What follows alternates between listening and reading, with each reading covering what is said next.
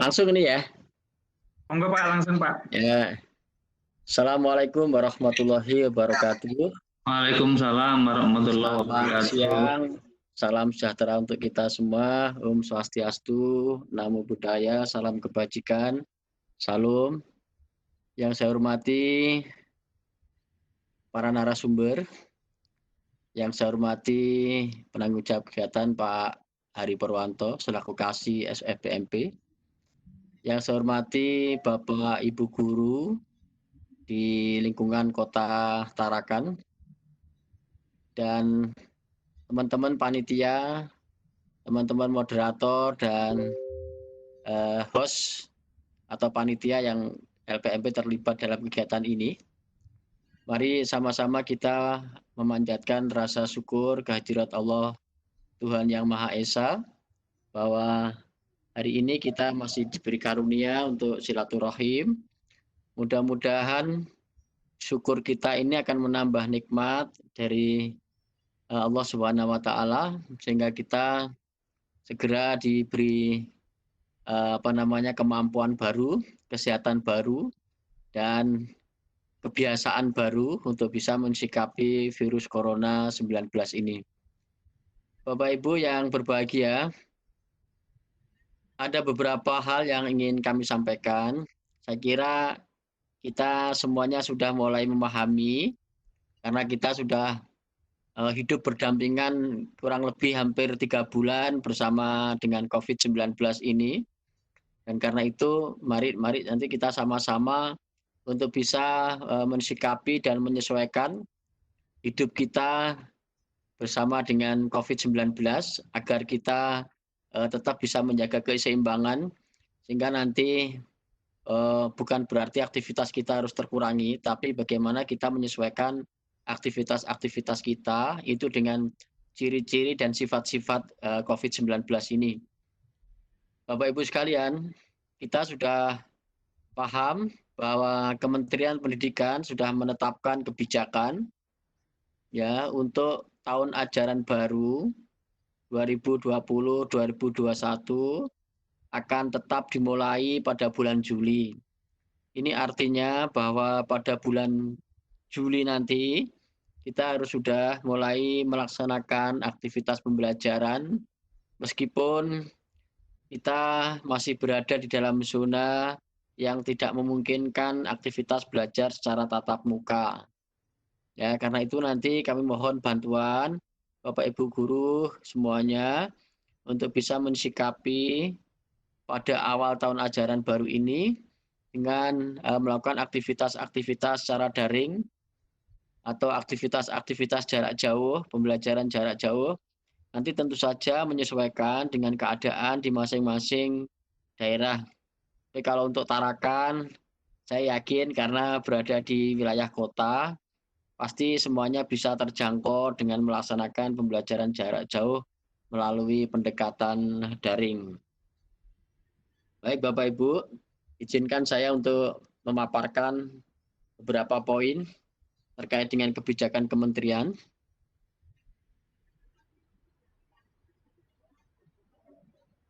Nah, Bapak Ibu sekalian, prinsip kebijakan Kementerian Pendidikan di masa COVID-19 ini ya lebih mengutamakan kesehatan dan keselamatan peserta didik. Sekali lagi, yang lebih diutamakan adalah kesehatan dan keselamatan peserta didik, pendidik, tenaga kependidikan, keluarga, dan masyarakat. Ini yang menjadi prioritas kebijakan pendidikan pada masa COVID-19. Ya, jadi betul-betul harus dipertimbangkan hal ini. Jangan sampai nanti hanya karena mau mengejar ketuntasan materi, lalu kemudian mengorbankan kesehatan dan keselamatan peserta didik. Jadi kesehatan dan keselamatan peserta didik tetap menjadi prioritas yang utama. Ya. Karena itulah maka kementerian menetapkan kebijakan bahwa kita ini sudah dibagi berdasarkan area zona, ya. Zona ini sesuai dengan tim gugus COVID-19 yang menetapkan daerah-daerah itu. Kita lihat di Kalimantan Utara sampai sekarang ini tidak ada satupun daerah yang dikategorikan sebagai zona hijau. Ya, tidak ada satupun di kabupaten kabupaten kota yang ada di Kalimantan Utara yang sudah ditetapkan di zona hijau. Karena persyaratan pertama untuk melaksanakan tatap muka, pastikan dulu bahwa kita berada di zona hijau. Maka kalau zona hijau ini belum terpenuhi, maka persyaratan-persyaratan berikutnya tentu saja tidak bisa dilaksanakan. Ya, kita akan mencoba memahami ini. Siapa tahu nanti dalam bulan ke depan, mungkin 1 bulan, 2 bulan, lalu COVID ini sudah mereda, dan kemudian daerah kita ditetapkan sebagai daerah hijau. Kalau kita sudah masuk sebagai daerah hijau, maka yang pertama kita pastikan kita daerah zona hijau, lalu setelah zona hijau kita dapatkan berdasarkan ketetapan dari gugus COVID-19, maka langkah berikutnya adalah Pemda atau Kanwil, kantor Kemenak, ini untuk kegiatan keagamaan, untuk pendidikan pada jalur keagamaan, memberikan izin, ya. Jadi Dinas Pendidikan mewakili Pemda menetapkan bahwa sudah mulai dibuka kegiatan pembelajaran tatap muka. Jadi harus ada surat yang dikeluarkan dari Dinas Pendidikan terkait dengan izin pelaksanaan pembelajaran tatap muka. Kalau nanti izin pembelajaran tatap muka sudah dikeluarkan dari Dinas Pendidikan atau Pemda, maka langkah berikutnya satuan pendidikan harus memenuhi semua daftar periksa, ya, semua daftar periksa dan siap pembelajaran tatap muka. Itu ada daftar checklistnya, nanti saya akan sampaikan. Dan daftar checklist ini sudah bisa mulai kita inventaris mulai sekarang, untuk kita pastikan satuan-satuan pendidikan itu sudah memenuhi semua daftar periksa. Sekalipun kita belum masuk zona hijau. Maksudnya apa? Kita harus sudah mulai mengantisipasi, mempersiapkan diri. Begitu zona hijau mulai dibuka, ini sekolah tidak perlu lagi baru merasa sibuk untuk melakukan daftar periksa cek. Daftar periksa atau siap pembelajaran tatap muka. Jadi mulai sekarang, Bapak Ibu, nanti masing-masing satuan pendidikan harus sudah bisa mulai melaksanakan daftar periksa siap pembelajaran tatap muka. Ya. Kalau nanti sekolah sudah menetapkan, ya, sudah menetapkan daftar periksa pembelajaran tatap muka, masih ada persyaratan lagi yang harus dipenuhi, yaitu mendapatkan persetujuan dari orang tua, ya, orang tua peserta didik. Tidak boleh dipaksakan bahwa kita harus ikut pembelajaran. Kalau seandainya nanti ada orang tua yang tidak, karena masih merasa khawatir, meskipun sudah masuk zona hijau, meskipun sudah dapat izin dari Dinas Pendidikan, meskipun sekolah sudah melakukan daftar periksa cek, tapi kalau memang masih ada orang tua yang belum menyetujui, ini sekolah harus mengakomodir. Jadi orang tua yang belum menyetujui tadi nanti tetap harus melaksanakan kegiatan pembelajaran jarak jauh. Ini prinsipnya, ya. Jadi ada 4 persyaratan nanti yang harus dipenuhi. Nah, persyaratan yang ada di dalam kendali sekolah itu adalah satuan pendidikan memenuhi semua daftar periksa. Ya, kalau tentang zona hijau itu tentu bukan kendalinya sekolah. Izin dari Pemda juga bukan kendalinya sekolah. Sekolah hanya bisa mengendalikan apa yang ada dalam kewenangan sekolah itu untuk memastikan semua daftar periksa itu sudah dilakukan pengecekan dan semua terpenuhi. Kalau ada satu saja yang tidak terpenuhi, sekolah juga dilarang untuk melaksanakan pembelajaran tatap muka. Nah, karena itulah Bapak Ibu sekalian, sekarang ya sudah pasti bahwa kita nggak bisa ditunda-tunda lagi, itu adalah melaksanakan pembelajaran jarak jauh. Dan mungkin saja nanti di masa-masa ke depan, pembelajaran jarak jauh itu menjadi suatu moda, menjadi suatu modus menjadi suatu pembelajaran yang makin banyak dimanfaatkan. Ya. Jadi karena itulah kita mengajak kepada semua guru untuk sudah mulai bisa menyiapkan diri agar pembelajaran bisa dilaksanakan melalui jarak jauh. Ya, pembelajaran jarak jauh. Nah, termasuk yang kita laksanakan sekarang ini adalah bagian dari upaya untuk menyiapkan agar nantinya Bapak Ibu guru ya pada awal-awal tahun ajaran baru ini sudah bisa melaksanakan pembelajaran meskipun dengan pembelajaran jarak jauh. Nah, ini yang harus diperhatikan. Nah, sekarang kita lihat apa saja daftar cek yang harus disiapkan oleh satuan pendidikan. Nanti kita bantu bersama-sama, mari Bapak Ibu, untuk melakukan pengecekan di satuan-satuan pendidikan. Ini bisa dilakukan mulai sekarang, karena toh persyaratan ini akan mutlak dipenuhi, akan mutlak diperlukan. Jadi kita tinggal menunggu saja nanti zonanya, zona hijau, ada dibuka oleh Dinas Pendidikan. Nah, satuan-satuan pendidikan itu sudah siap dengan daftar ceknya. Maka kita lakukan mulai sekarang daftar cek itu. Ya, apa saja daftar periksa kesiapan satuan pendidikan? Yang pertama adalah ketersediaan sarana sanitasi dan kebersihan.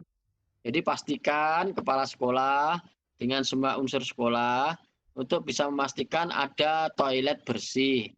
Ya, toiletnya harus bersih. Kemudian terdapat sarana cuci tangan dengan air mengalir menggunakan sabun atau cairan pembersih tangan, ya. Dan tersedia desinfektan. Ini yang harus dipastikan oleh satuan pendidikan.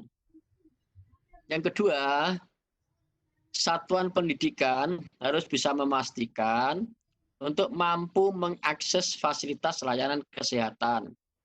Jadi sekolah ini kira-kira yang di puskesmas mana, klinik mana, rumah sakit mana, itu sudah terinventaris. Ya, jangan sampai nanti begitu ada kasus baru kita kebingungan. Mulai direncanakan, mau dirujuk di yang dekat itu misalnya puskesmas mana, klinik mana, rumah sakit mana. Ini harus sudah diinventaris juga. Lalu yang ketiga, Bapak Ibu sekalian, kesiapan untuk menerapkan area wajib masker. Jadi di mana di situ dipasangin tulisan-tulisan bahwa area wajib masker. Nah, kemudian peserta didik diwajibkan dan orang tua dan guru dan semua saja yang berada di dalam lingkungan area wajib masker itu semua dikenakan kewajiban untuk menggunakan masker. Ya, ini.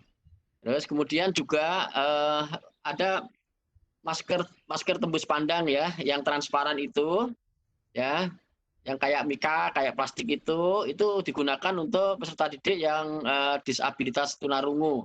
Karena supaya bisa melihat gerakan mulut, ya, itu nanti dipastikan seperti itu. Kemudian yang keempat, satuan pendidikan harus memiliki termogan, alat pengukur suhu tubuh, ya, yang ditembakkan itu. Jadi supaya nanti satuan pendidikan sudah bisa ngecek setiap warga, apakah peserta didik, apakah orang tua, apakah guru, apakah tenaga pendidikan yang masuk di area sekolah itu dipastikan bahwa suhunya itu tidak melebihi dari 37,5. Ya, artinya bahwa tidak mengalami demam. Kemudian yang kelima, ini pemetaan warga satuan pendidikan yang tidak boleh melakukan kegiatan di satuan pendidikan. Jadi jangan sampai nanti ada peserta didik yang mengalami sakit, ya, sakit bawaan misalnya, itu semuanya harus juga tercek gitu, dicek. Sehingga kalau perlu minta informasi ke orang tua. Nah, anak-anak yang memiliki penyakit penyerta ya, itu supaya tidak diizinkan untuk masuk sekolah dulu, ya. Itu. Kemudian juga diinventaris anak-anak yang tidak memiliki akses transportasi, yang memungkinkan penerapan jaga jarak. Contohnya naik angkot yang jumlah penumpangnya berlebihan, itu juga harus diantisipasi. Sehingga nanti jangan diperbolehkan dulu yang memang tidak ada alat transportasi yang menyebabkan anak-anak untuk bisa datang ke sekolah. Ya, termasuk gurunya kalau memang tidak ada transport. Kalau dia menggunakan transportasi umum harus segera diidentifikasi. Kemudian juga diidentifikasi orang-orang yang memiliki riwayat perjalanan dari zona kuning, orange dan merah atau riwayat kontak dengan orang terkonfirmasi positif COVID-19. dan belum menyelesaikan isolasi mandiri selama 14 hari. Jadi ini juga harus dilakukan relaksasi supaya nanti jangan begitu kita sudah menerapkan pembelajaran tatap muka lalu kemudian semua siswa wajib, jangan. Harus tetap dipilih dan dipilah supaya nanti bisa memastikan bahwa pembelajaran itu memang betul-betul mengutamakan pada kesehatan dan keselamatan peserta didik. Ya, jangan dirisaukan dengan materi pelajaran. Kalau seandainya peserta nanti kalau nggak ikut ketinggalan, ya nggak apa-apa. Jangan dijadikan sebagai rujukan tentang penguasaan materi pelajaran. Tapi harus betul-betul mendahulukan dan mengutamakan kesehatan dan keselamatan peserta didik. Nah, yang penting nanti pembelajaran itu harus dilakukan dengan hal yang sifatnya bermakna, ya, bermakna dan menyenangkan. Itu nanti yang lebih penting, Bapak Ibu sekalian. Kemudian yang berikutnya, membuat kesepakatan bersama komite satuan pendidikan terkait kesiapan melakukan pembelajaran tatap muka di satuan pendidikan. Nah, ini juga harus disiapkan nanti masing-masing satuan pendidikan, ya. Ini supaya nanti ini betul-betul apa yang ada di dalam kendalinya satuan pendidikan terkait dengan persiapan pelaksanaan belajar tatap muka itu betul-betul harus sudah disiapkan dengan baik oleh satuan pendidikan. Ya. Nah, kalau kita cermati, Bapak Ibu sekalian, seandainya kita sudah berada di dalam zona hijau sekarang ini, maka pembelajaran itu paling cepat dilaksanakan bulan Juli. Ini kalau kita sudah masuk zona hijau. Dan pada masa kebiasaan baru paling cepat September 2020. Jadi Juli 2020 ini kalau sudah zona hijau ya, ini kan kita belum zona hijau, otomatis tidak bisa melaksanakan pada bulan Juli untuk tatap mukanya. Seandainya sekarang ditetapkan bulan Juli ini zona hijau, kita bisa langsung melaksanakan masa transisi namanya, itu 2 bulan pertama sejak ditetapkan, ya, sejak ditetapkan sebagai zona hijau, maka kita bisa melaksanakan masa transisi. Nanti setelah 2 bulan berlalu masa transisinya, baru kita masuk yang namanya masa kebiasaan baru. Itu. Ya, ini yang harus dipenuhi Bapak Ibu sekalian. Kita lihat di situ, yang pertama kali melaksanakan tatap muka itu adalah SMA, SMK, MA, MAK, SMP, MTS. Prinsipnya sekolah menengah atas dan sekolah menengah pertama. Sekolah menengah atas dan sekolah menengah pertama itu akan melaksanakan pembelajaran tatap muka di masa-masa awal. Jadi nggak barengan ya, tidak barengan SD, SMA, PAUD gitu nggak bareng. Maka didahulukan dulu SMA dan SMP. Kalau SMA dan SMP setelah 2 bulan dilakukan, lalu aman, baru SD dan MI. Itu masuk tatap muka. Jadi kita lihat di sini, untuk jenjang menengah pertama dan menengah atas, masa transisi paling cepat bulan Juli 2020. Untuk SD, MI, SLB, ya, atau sekolah dasar, paling cepat bulan September 2020. Dan untuk pendidikan anak usia dini, paling cepat November 2020. Ya. Itu dengan asumsi zona hijaunya ditetapkan bulan Juli. Kalau zona hijaunya bulan Juli, maka paling cepat untuk SD, MI itu adalah September. Tapi kalau bulannya masuk bulan Agustus baru ada zona hijau, ya otomatis kita mundur lagi di situ, gitu. Kita asumsinya seperti itu. Ya. Kita bisa lihat seperti itu. Nah, pada jenjang SD dan MI atau sekolah dasar SLB, untuk masa kebiasaan baru itu dimulai paling cepat November 2020. Dan untuk jenjang SD, masa kebiasaan baru paling cepat Januari 2021.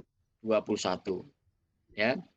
Nah, kemudian apa yang harus disiapkan oleh satuan pendidikan? Yang pertama, ya, untuk jenjang pendidikan dasar dan menengah, berarti di sini SD, SMP, SMA dan sederajat, ya.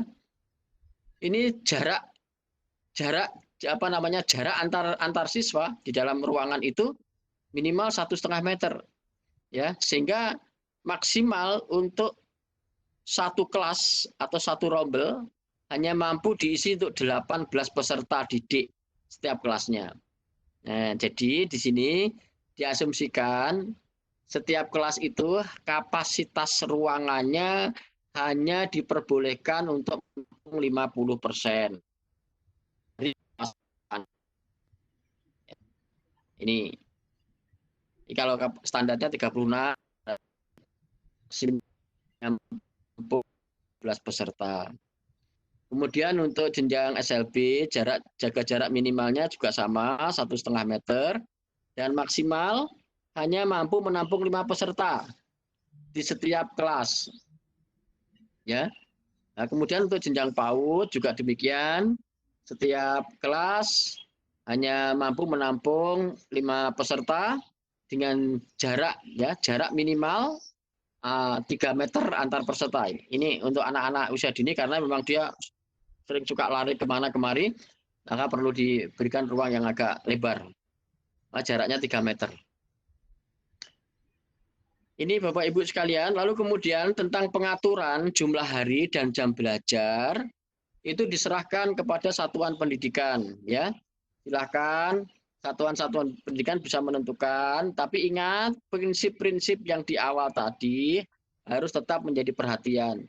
Jadi prinsipnya di dalam kelas nanti ketika sudah mulai tatap muka tidak ada di situ waktu istirahat lalu anak-anak bermain-main, tidak ada. Hanya kegiatan pembelajaran, setelah selesai lalu pulang anak-anak. Ya tentu saja jam belajarnya pasti berkurang. Hari belajarnya juga berkurang, ya. Ini sudah menjadi konsekuensi yang harus dilaksanakan. Tapi yang penting frekuensi pertemuan nanti dengan peserta didik harus betul-betul dimanfaatkan supaya nanti pertemuan itu memiliki kesan kepada peserta didik sehingga peserta didik itu merasa bahagia, merasa senang. Itu jauh lebih penting, ya. Maka sekali lagi saya sering mengajak kepada semua guru agar pertemuan dengan peserta didik itu pertemuan yang bersifat produktif. Yang produktif itu bukan menguasai pengetahuan sebanyak-banyaknya, tetapi bisa menyegarkan, bisa memotivasi, bisa menumbuhkan semangat, bisa saling mengungkapkan gagasan, lalu siswa-siswa itu bisa presentasi, memaparkan pengalaman-pengalamannya. Itu jauh lebih baik daripada sekedar guru-guru harus mengajarkan pengetahuan-pengetahuan yang terkait dengan kurikulum, ya. Karena memang masa COVID-19 ini sudah ada kebijakan dari kementerian bahwa guru-guru tidak harus menuntaskan konten kurikulum, ya.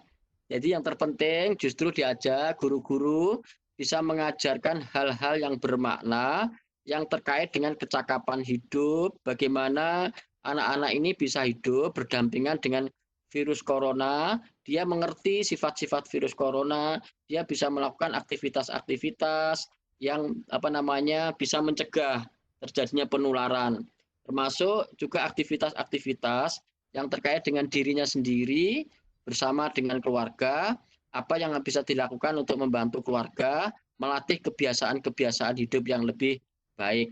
Ini yang menjadi penekanannya, ya Bapak Ibu, bukan pada aspek penguasaan materi. Sehingga jangan sampai nanti Bapak Ibu itu merasa terbebani kalau nanti materinya nggak tuntas. Tidak apa-apa, tidak perlu. Ketuntasan nggak ada gunanya kalau murid-murid malah merasa terbebani. Dia sudah merasa tidak nyaman belajar di rumah itu. Ya, saya juga punya anak yang masih usia sekolah. Saya merasakan, saya berempati dengan apa yang dia rasakan. Sulit sekali memang melakukan kebiasaan-kebiasaan baru, tapi kita percaya bahwa kebiasaan baru itu sebenarnya mengajarin kita untuk menuju kepada zona nyaman baru. Bergeser dari zona nyaman itu memang memerlukan satu pengorbanan. Ya, tidak gampang.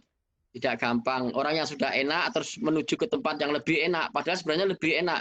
Tapi karena belum merasakan enaknya, maka perubahan itu menjadi tidak nyaman. Semuanya akan mengalami persis seperti itu.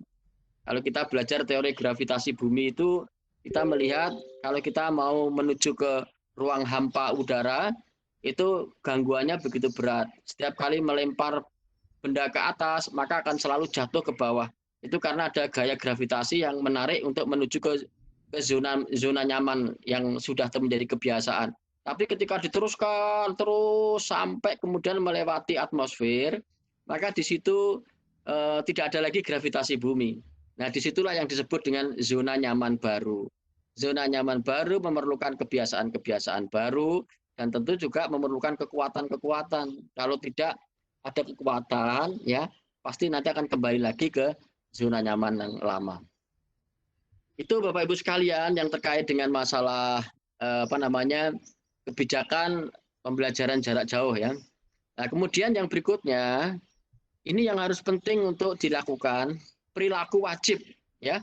Perilaku wajib yang dilaksanakan di satuan pendidikan pada masa transisi dan masa kebiasaan baru.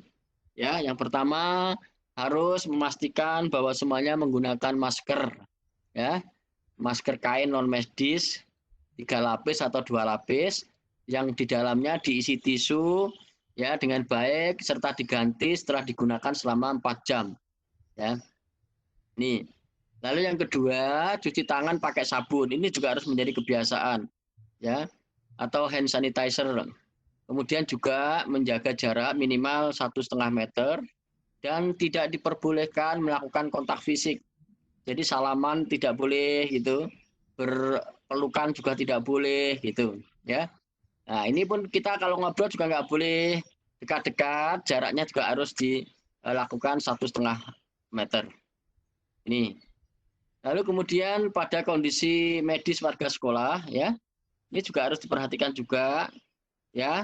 Jadi pastikan anak-anak yang masuk itu sehat ya, dan jika mengidap komorbid dalam kondisi terkontrol ya. Artinya kalau memang memiliki penyakit bawaan harus betul-betul dikontrol. Dilihat apakah misalnya punya diabetes, punya penyakit jantung, punya penyakit asma gitu. Nah, itu juga harus maksudnya dikontrol, itu betul-betul diperhatikan. Jangan sampai nanti anak-anak yang mengalami masalah seperti ini nanti bisa rentan tertular oleh COVID-19. Lalu berikutnya adalah tidak memiliki gejala COVID-19, termasuk pada orang serumah dengan warga satuan pendidikan. Jadi misalnya ada anggota di rumah yang terkena COVID, anak-anak ini juga dilarang atau tidak diizinkan untuk bisa masuk ke sekolah. Jadi betul-betul harus perhatikan ini. Ya. Baik Bapak Ibu sekalian, saya sekarang yang kedua saya ingin mengajak kebijakan terkait dengan kementerian yang sekarang ini yang kita sebut dengan Merdeka Belajar ya. Jadi ada nanti hak-hak yang harus dipenuhi oleh warga negara, yaitu warga negara itu punya hak untuk mendapatkan pendidikan yang bermutu. Ini di dalam Undang-Undang Sistem Pendidikan Nasional nomor 20 tahun 2003, tepatnya di pasal 5. Ya, ini adalah hak yang harus dipenuhi, hak warga negara yang harus dipenuhi oleh negara sebagai kewajiban negara. Nah, inilah yang saya sebut sebagai keseimbangan. Maka kita sebagai bagian dari pemerintah dan pemerintah daerah, ya, itu memiliki kewajiban untuk memberikan layanan dan kemudahan serta menjamin terselenggaranya pendidikan yang bermutu bagi setiap warga negara tanpa diskriminasi. Nah, inilah yang kita berikan kepada mereka. Jadi kita harus memastikan ya, masing-masing guru itu bagian dari pemerintah dan pemerintah daerah ya. Bagian dari pemerintah dan pemerintah daerah untuk memberikan layanan dan kemudahan serta menjamin terselenggaranya pendidikan yang bermutu bagi setiap warga negara tanpa diskriminasi. Nah, sekarang persoalannya, yang bermutu itu yang seperti apa? Ya, pendidikan yang bermutu itu seperti apa? Kita tahu pendidikan yang bermutu kalau menurut peraturan pemerintah itu adalah pendidikan yang memenuhi 8 standar. Tapi sekarang kita bisa pilih lagi. Sebenarnya standar-standar itu arahnya mau mencapai apa? Ya, standar-standar itu arahnya untuk mencapai apa? Maka kalau kita lihat gambaran di dalam standar itu sebenarnya yang menjadi fokus adalah standar kompetensi lulusan. Jadi SKL itu merupakan ujung dari sebuah proses panjang. Nah, pertanyaannya, SKL itu diambil dari mana? SKL itu ternyata merupakan rumusan dari tujuan pendidikan nasional. Itulah yang kita sebut sebagai akhir dari proses panjang. Maka kemudian kita sering menggunakan istilah, kalau memang akhir itu menjadi tujuan, maka akhir harus jelas di awal. Akhir harus jelas di awal.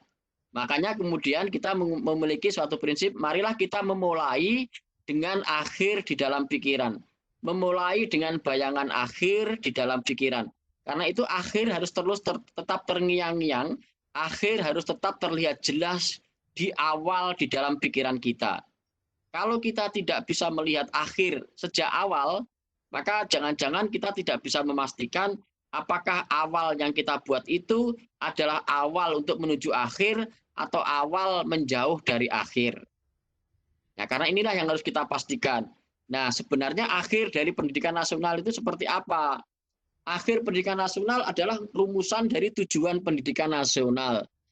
Saya meminta kepada Bapak Ibu sekalian, mengajak kepada semua stakeholder pendidikan untuk betul-betul bisa memahami tujuan pendidikan nasional ini secara jelas dan gamblang. Sehingga akan membantu upaya-upaya kita itu untuk menuju ke arah itu. Kalau yang akhir itu tidak jelas, saya khawatir jangan-jangan yang kita lakukan itu tidak mengarah kepada pencapaian akhir, tidak menuju ke akhir, tapi justru menjauh. Dalam bahasa manajemen disebut dengan kontraproduktif. Kontraproduktif itu antara keinginan dengan perbuatan tidak sama. Keinginan kita itu menuju ke timur, tapi perbuatan kita menuju ke barat. Jadi keinginan kita menuju akhir, tapi perbuatan kita menjauh dari akhir. Nah, karena itulah kita harus memastikan betul, Bapak Ibu sekalian.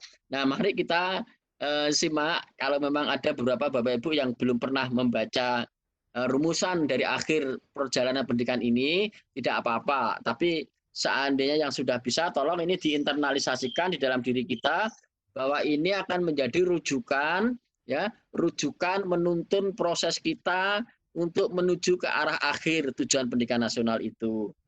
Apa rumusan tujuan pendidikan nasional itu? Kita lihat di pasal 3 Undang-Undang Nomor 20 tahun 2003 tentang Sistem Pendidikan Nasional. Sebenarnya tujuan pendidikan nasional itu bukan siswa itu menguasai pengetahuan sebanyak-banyaknya. Bukan siswa itu mendapatkan nilai UN yang setinggi-tingginya. Tapi ternyata kalau kita cermati, mari kita lihat, tujuan pendidikan nasional itu adalah berkembangnya potensi peserta didik. Ingat, tugas kita adalah membantu supaya potensi peserta didik itu berkembang. Lalu ketika dia berkembang, diharapkan peserta didik itu nanti bisa menjadi apa? Yang diharapkan oleh undang-undang, peserta didik itu potensinya berkembang agar menjadi manusia, bukan menjadi robot. Ya, hanya bisa melaksanakan secara akurat, tetapi berdasarkan program atau perintah. Ini robot. Robot itu memang bisa melakukan sesuatu dengan akurat, tetapi robot itu diprogram oleh orang lain.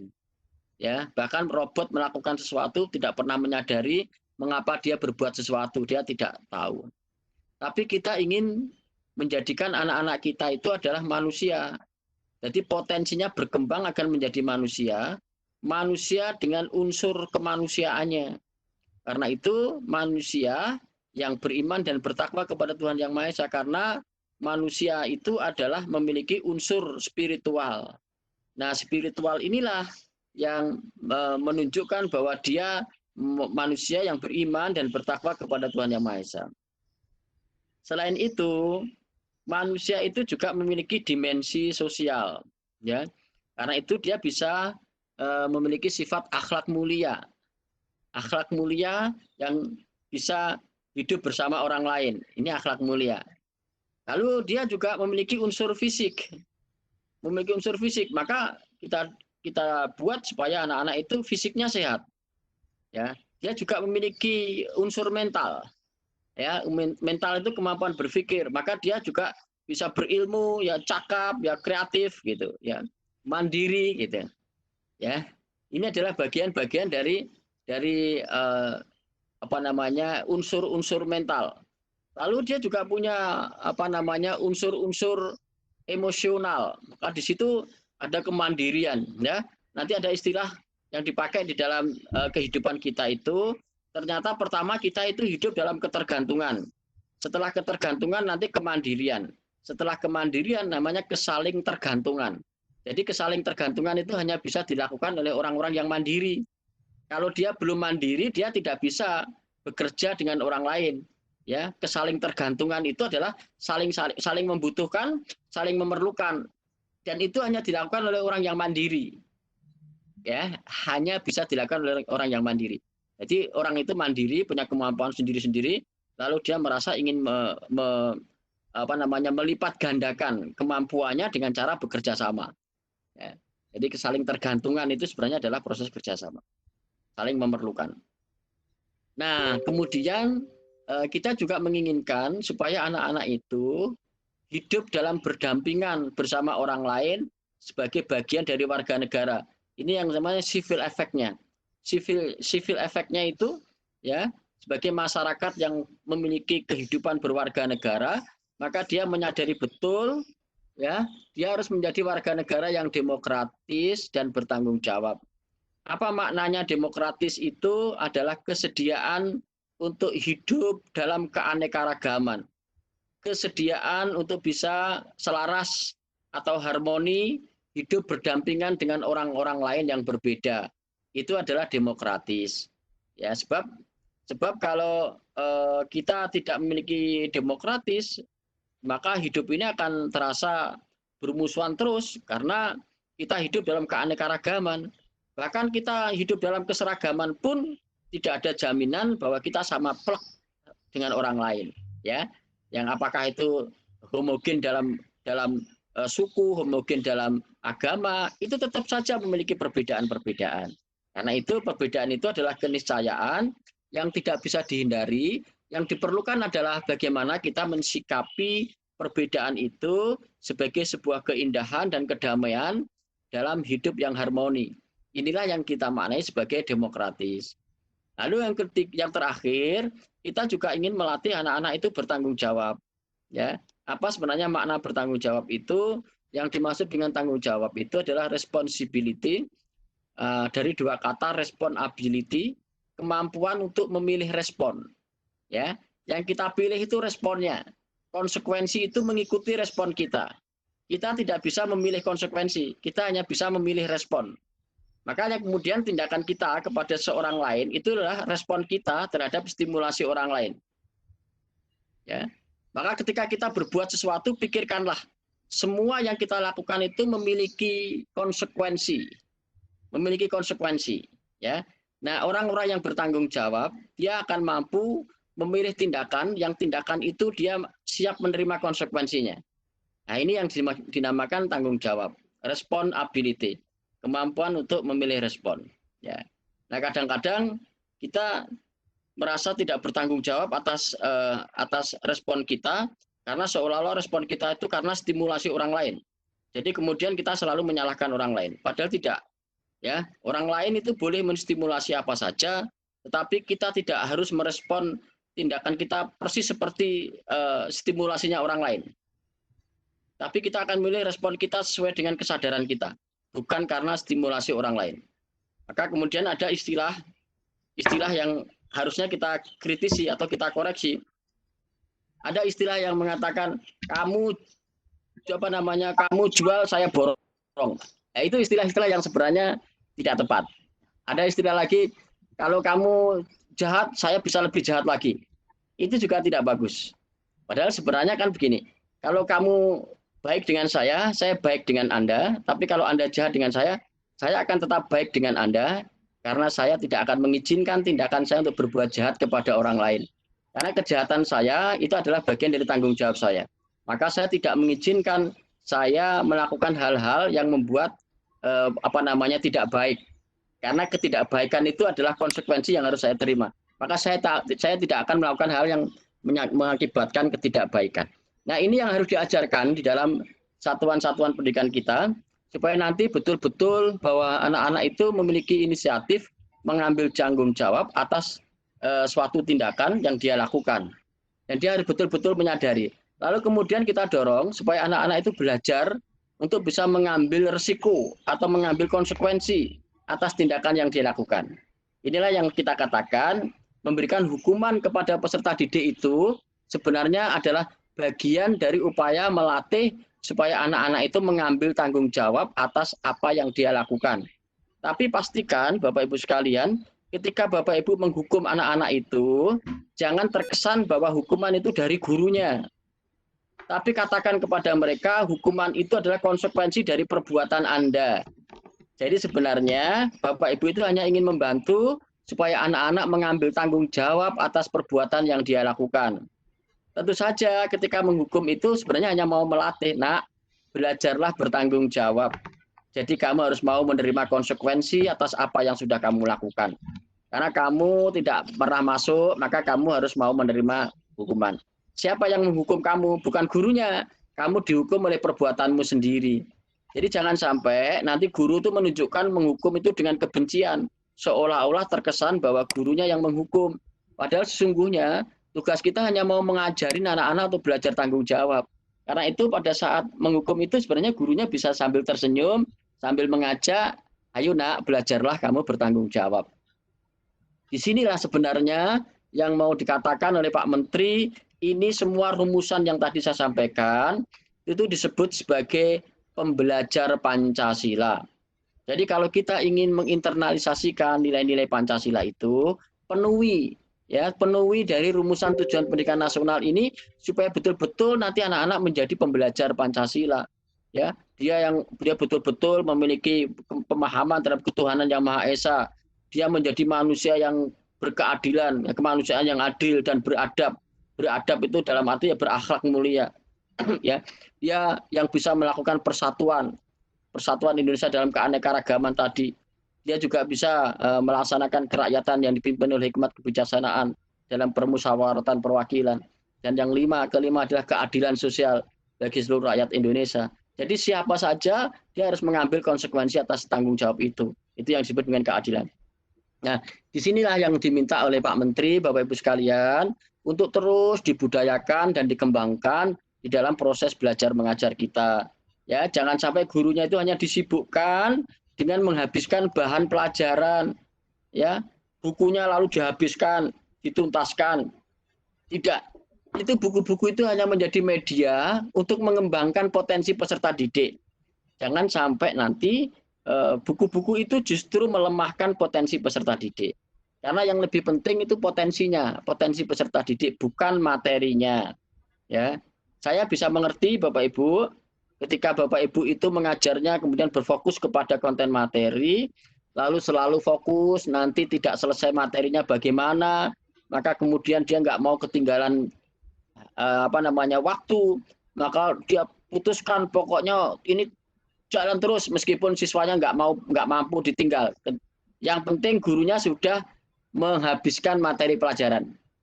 Kenapa pikiran itu terjadi? Karena ada ujian nasional yang menyebabkan Bapak Ibu itu merasa risau kalau nanti jangan-jangan apa yang keluar dalam ujian nasional ternyata belum pernah diajarkan oleh gurunya.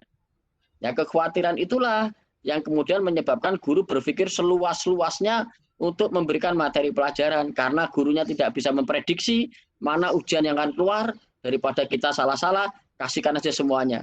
Karena semuanya dikasihkan, itu menjadi beban bagi siswa dan akhirnya menjadi sampah-sampah yang mengganggu kemampuan berpikir peserta didik. Ini yang menjadi problemnya.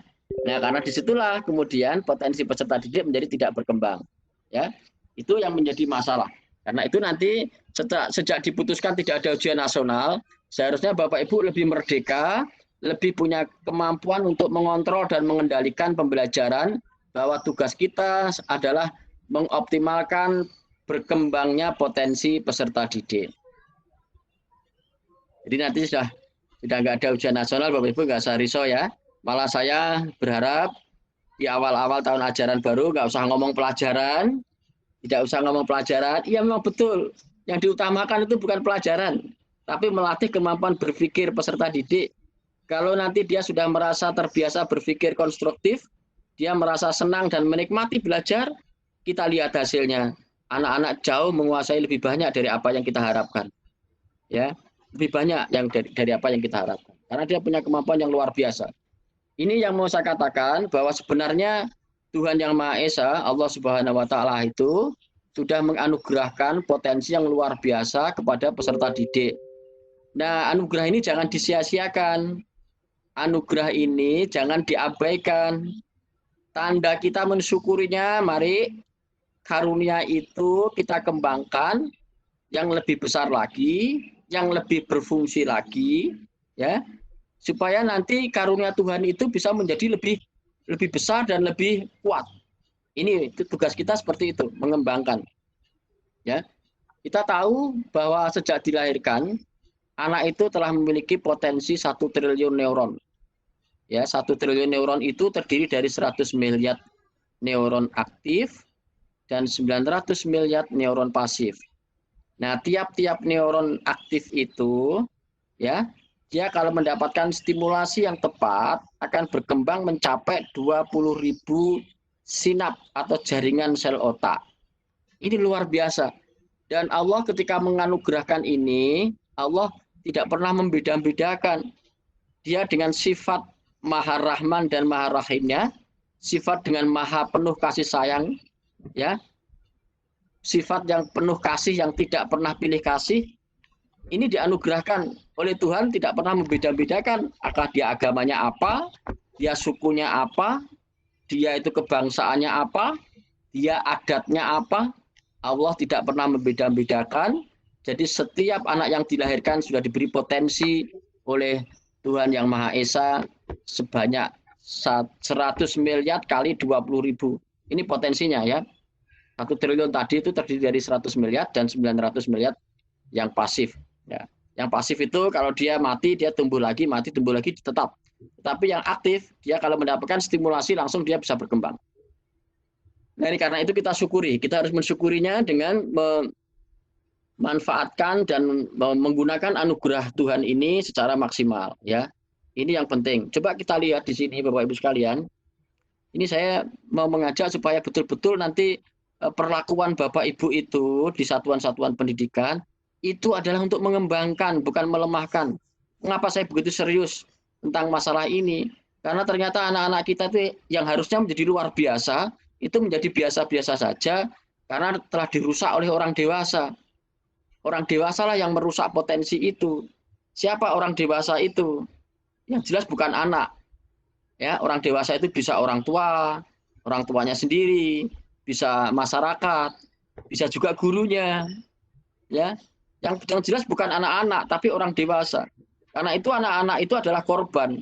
Maka begitu kita menemukan anak-anak yang diajak ngomong nggak nyambung, diajak mikirnya nggak begitu jelas, lalu perilakunya itu perilaku yang antisosial, perilaku negatif, susah diatur, susah dikendalikan. Itu sebenarnya bukan sifat dari anak.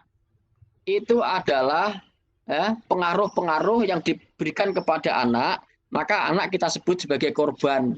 Anak itu menjadi korban. Nah, kalau kita melihat dia itu korban, seharusnya kita harus menolong korban. Tapi kebanyakan dari kita, kalau kita menemukan korban, lalu kemudian kita anggap itu adalah masalah. Nah, karena masalah, kemudian kita nggak sengaja kita mengorbankan lagi anak-anak itu. Jadi dia sudah korban, lalu dikorbankan lagi. Nah, tugas pendidikan bukan begitu. Kalau cuma cari enaknya saja saya kira kurang pantas kalau kita mendapatkan imbalan sebagai guru profesional. Atau kurang tepat kalau kita dianggap sebagai pekerjaan profesional. Karena pekerjaannya biasa-biasa saja. Ini pekerjaan kita ini luar biasa. Yang hanya bisa dilakukan oleh orang-orang yang luar biasa. Makanya kalau kita mengerjakan yang biasa-biasa saja, menurut saya kita belum puas. Seharusnya kita memang melakukan hal yang luar biasa. Ya, ini karunia Tuhan tadi.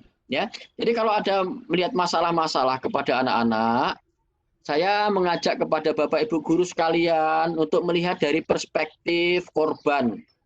Anak-anak itu korban karena korban perlu dibelas kasihani. Korban itu perlu disayangi, dibelas kasihani. karena dia bukan anak yang salah, dia itu korban, ya. Nah, dengan begitu maka kita memiliki kemampuan untuk mendekat kepada anak-anak, lalu kita bisa menolong dan membantunya kembali sebagaimana dia menjadi anugerah yang terindah, ya. Anugerah yang terindah tadi. Ya, Bapak Ibu, kita bisa memahami kalau orang tua atau masyarakat ya yang dia tidak memiliki kemampuan mendidik sehingga bisa jadi apa yang dilakukan itu menjadi sesuatu yang salah, itu bisa dimengerti, bisa dipahami, ya. Tetapi kalau seorang pendidik melakukan hal-hal yang salah, ini sulit untuk dimengerti dan sulit dipahami. Kenapa? Karena orang tua itu memang tidak disiapkan menjadi pendidik, tidak disiapkan. Makanya untuk jadi orang tua tidak perlu ditanya kamu punya sertifikat pendidik atau tidak. Tidak. Yang penting dewasa, punya kemampuan, lalu diizinkan menikah dan bisa buat anak, lalu jadilah anak. Tapi untuk jadi guru tidak cukup. Jadi harus memiliki pendidikan profesi guru, paling tidak juga memiliki lulusan dari LPTK, memiliki motivasi, memiliki passion, kecintaan terhadap peserta didik. Ini syaratnya jauh lebih kompleks. Karena itu kalau orang tua melakukan kesalahan, masyarakat melakukan kesalahan, itu bisa dimengerti sekalipun tidak bisa dibenarkan. Tetapi kalau guru-guru yang melakukan kesalahan, ternyata guru-guru juga sama seperti apa yang dilakukan oleh orang tua, itu saya kira sulit dimengerti, apalagi dibenarkan. Dimengerti saja sulit gitu ya. Jadi tolong Bapak Ibu sekalian, Bapak Ibu adalah orang-orang yang sudah terpilih dan memiliki kemampuan yang lebih dibanding kemampuan orang dewasa lainnya. Karena itulah kita akan berharap mudah-mudahan anak-anak kita nanti setelah mendapatkan perlakuan yang bagus akan seperti yang terlihat jaringan sel yang saling terhubung satu sama lain, yang rekat, kuat. Ini menunjukkan bahwa anak-anak ini memiliki kemampuan. Dia lebih mudah mengkomunikasikan apa-apa yang dia ketahui secara runtut, kemudian dia bisa membuat hubungan kausalitas, bahwa setiap persoalan itu mesti ada hubungannya dengan persoalan lain, maka dia tidak mudah putus asa, tidak mudah cemas, selalu ada alternatif-alternatif ketiga, selalu ada solusi-solusi yang bisa digunakan untuk memecahkan masalahnya. Maka anak-anak yang seperti ini biasanya tidak mudah mengambil keputusan dengan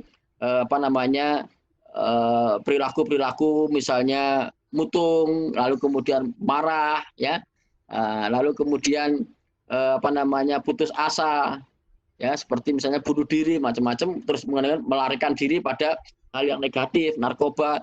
Nah, ini sebenarnya bisa terhindar kalau kemampuan otak anak itu mendapatkan stimulasi yang baik. Berbeda dengan anak-anak yang memiliki kemampuan seperti sebelahnya ini sudah dirusak oleh orang dewasa, ya, menyebabkan anak-anak saling putus-putus.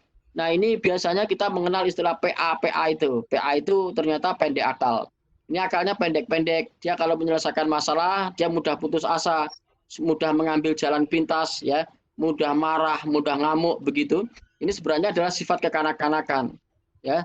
Jadi dia tidak bisa melihat masalah dengan solusi-solusi yang alternatif yang lebih kompleks. Selalu mencari jalan tengah, selalu ada alternatif-alternatif lain.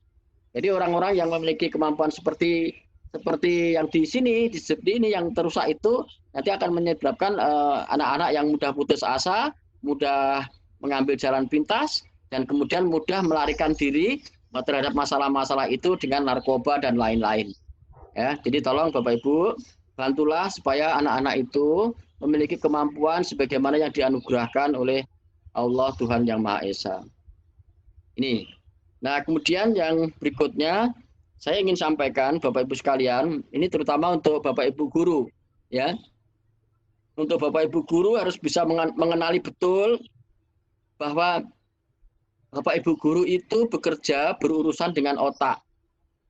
Karena bekerja berurusan dengan otak, ya saya berharap Bapak Ibu tahu cara kerja otak. Jangan sampai nanti kita melakukan tindakan-tindakan yang sebenarnya tidak memperbaiki otak, tapi justru merusak otak. Hanya karena ketidaktahuan cara kerja otak. Ya, ini biasanya dulu waktu kita sekolah kecil, kita sering melihat perilaku guru itu, kalau ada yang rame gebrak meja, ya, bentak-bentak, kelempar kapur, zaman dulu. Tapi sekarang saya ngelihat nggak ada. Ya, tidak pernah ada. Mudah-mudahan juga sudah tidak ada. Ya, tidak ada kekerasan, apakah itu kata-kata, apakah itu perbuatan, apakah itu ekspresi. Ekspresi kasar itu misalnya wajahnya tidak terlihat ramah. Ya. Nah ini yang harus dikenali Bapak Ibu sekalian. Kita ini dikaruniai oleh Tuhan. Ini karunia Tuhan juga. Ada 3 bagian yang menjadi satu di otak kita, atau satu yang terdiri dari 3 bagian.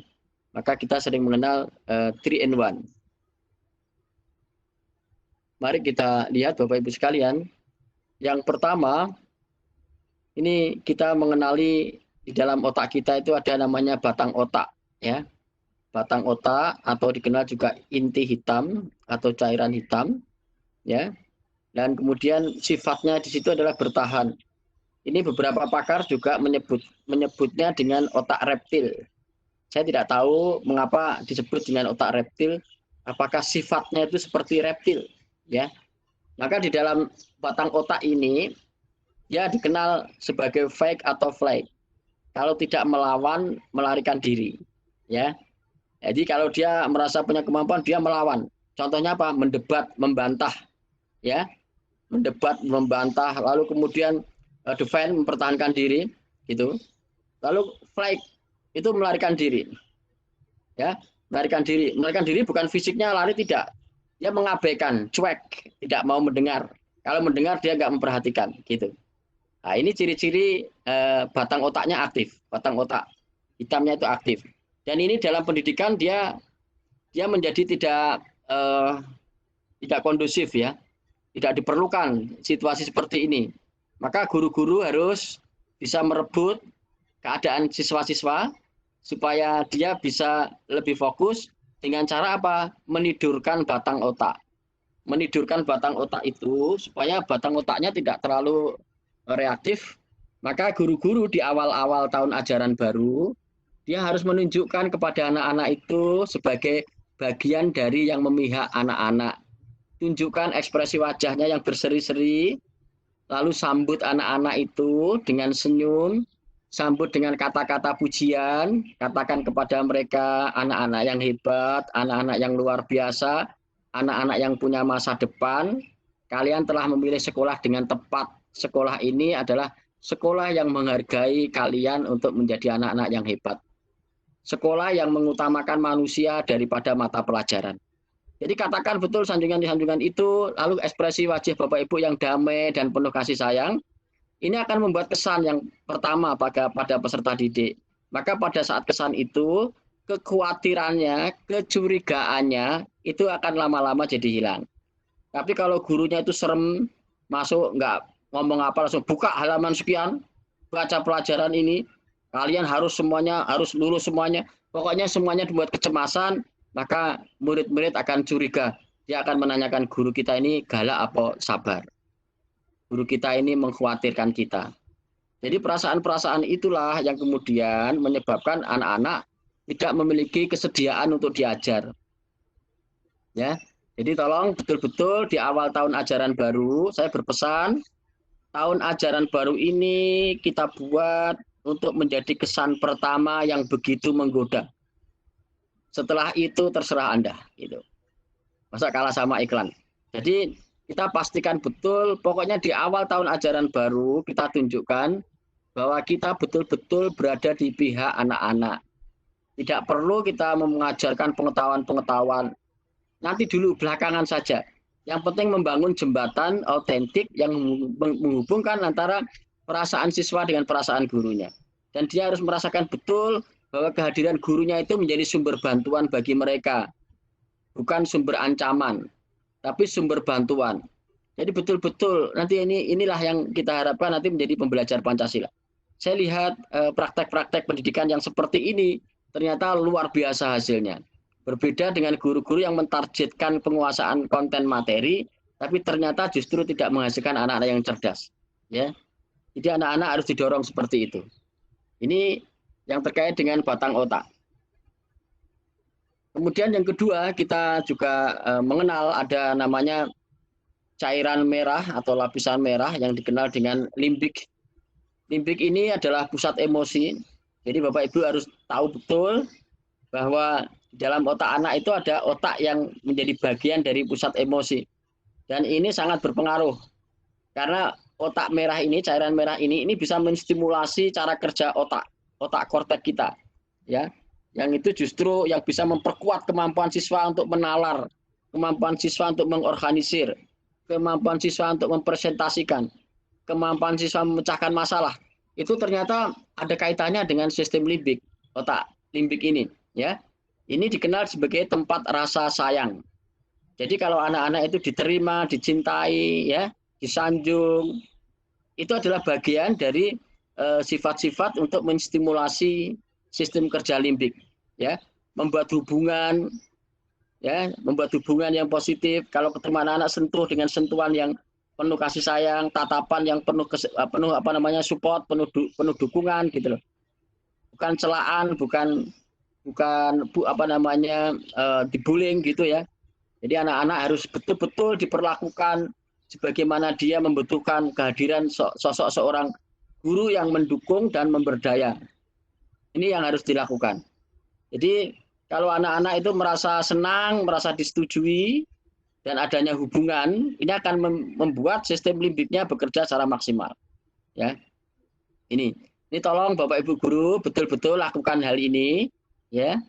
Belajarlah untuk bisa berekspresi dengan wajah yang secantik mungkin, wajah yang setampan mungkin, kata-kata yang selembut mungkin, yang bisa menyentuh kepada anak-anak, lalu perilaku-perilaku yang menunjukkan persahabatan dan dukungan, ya.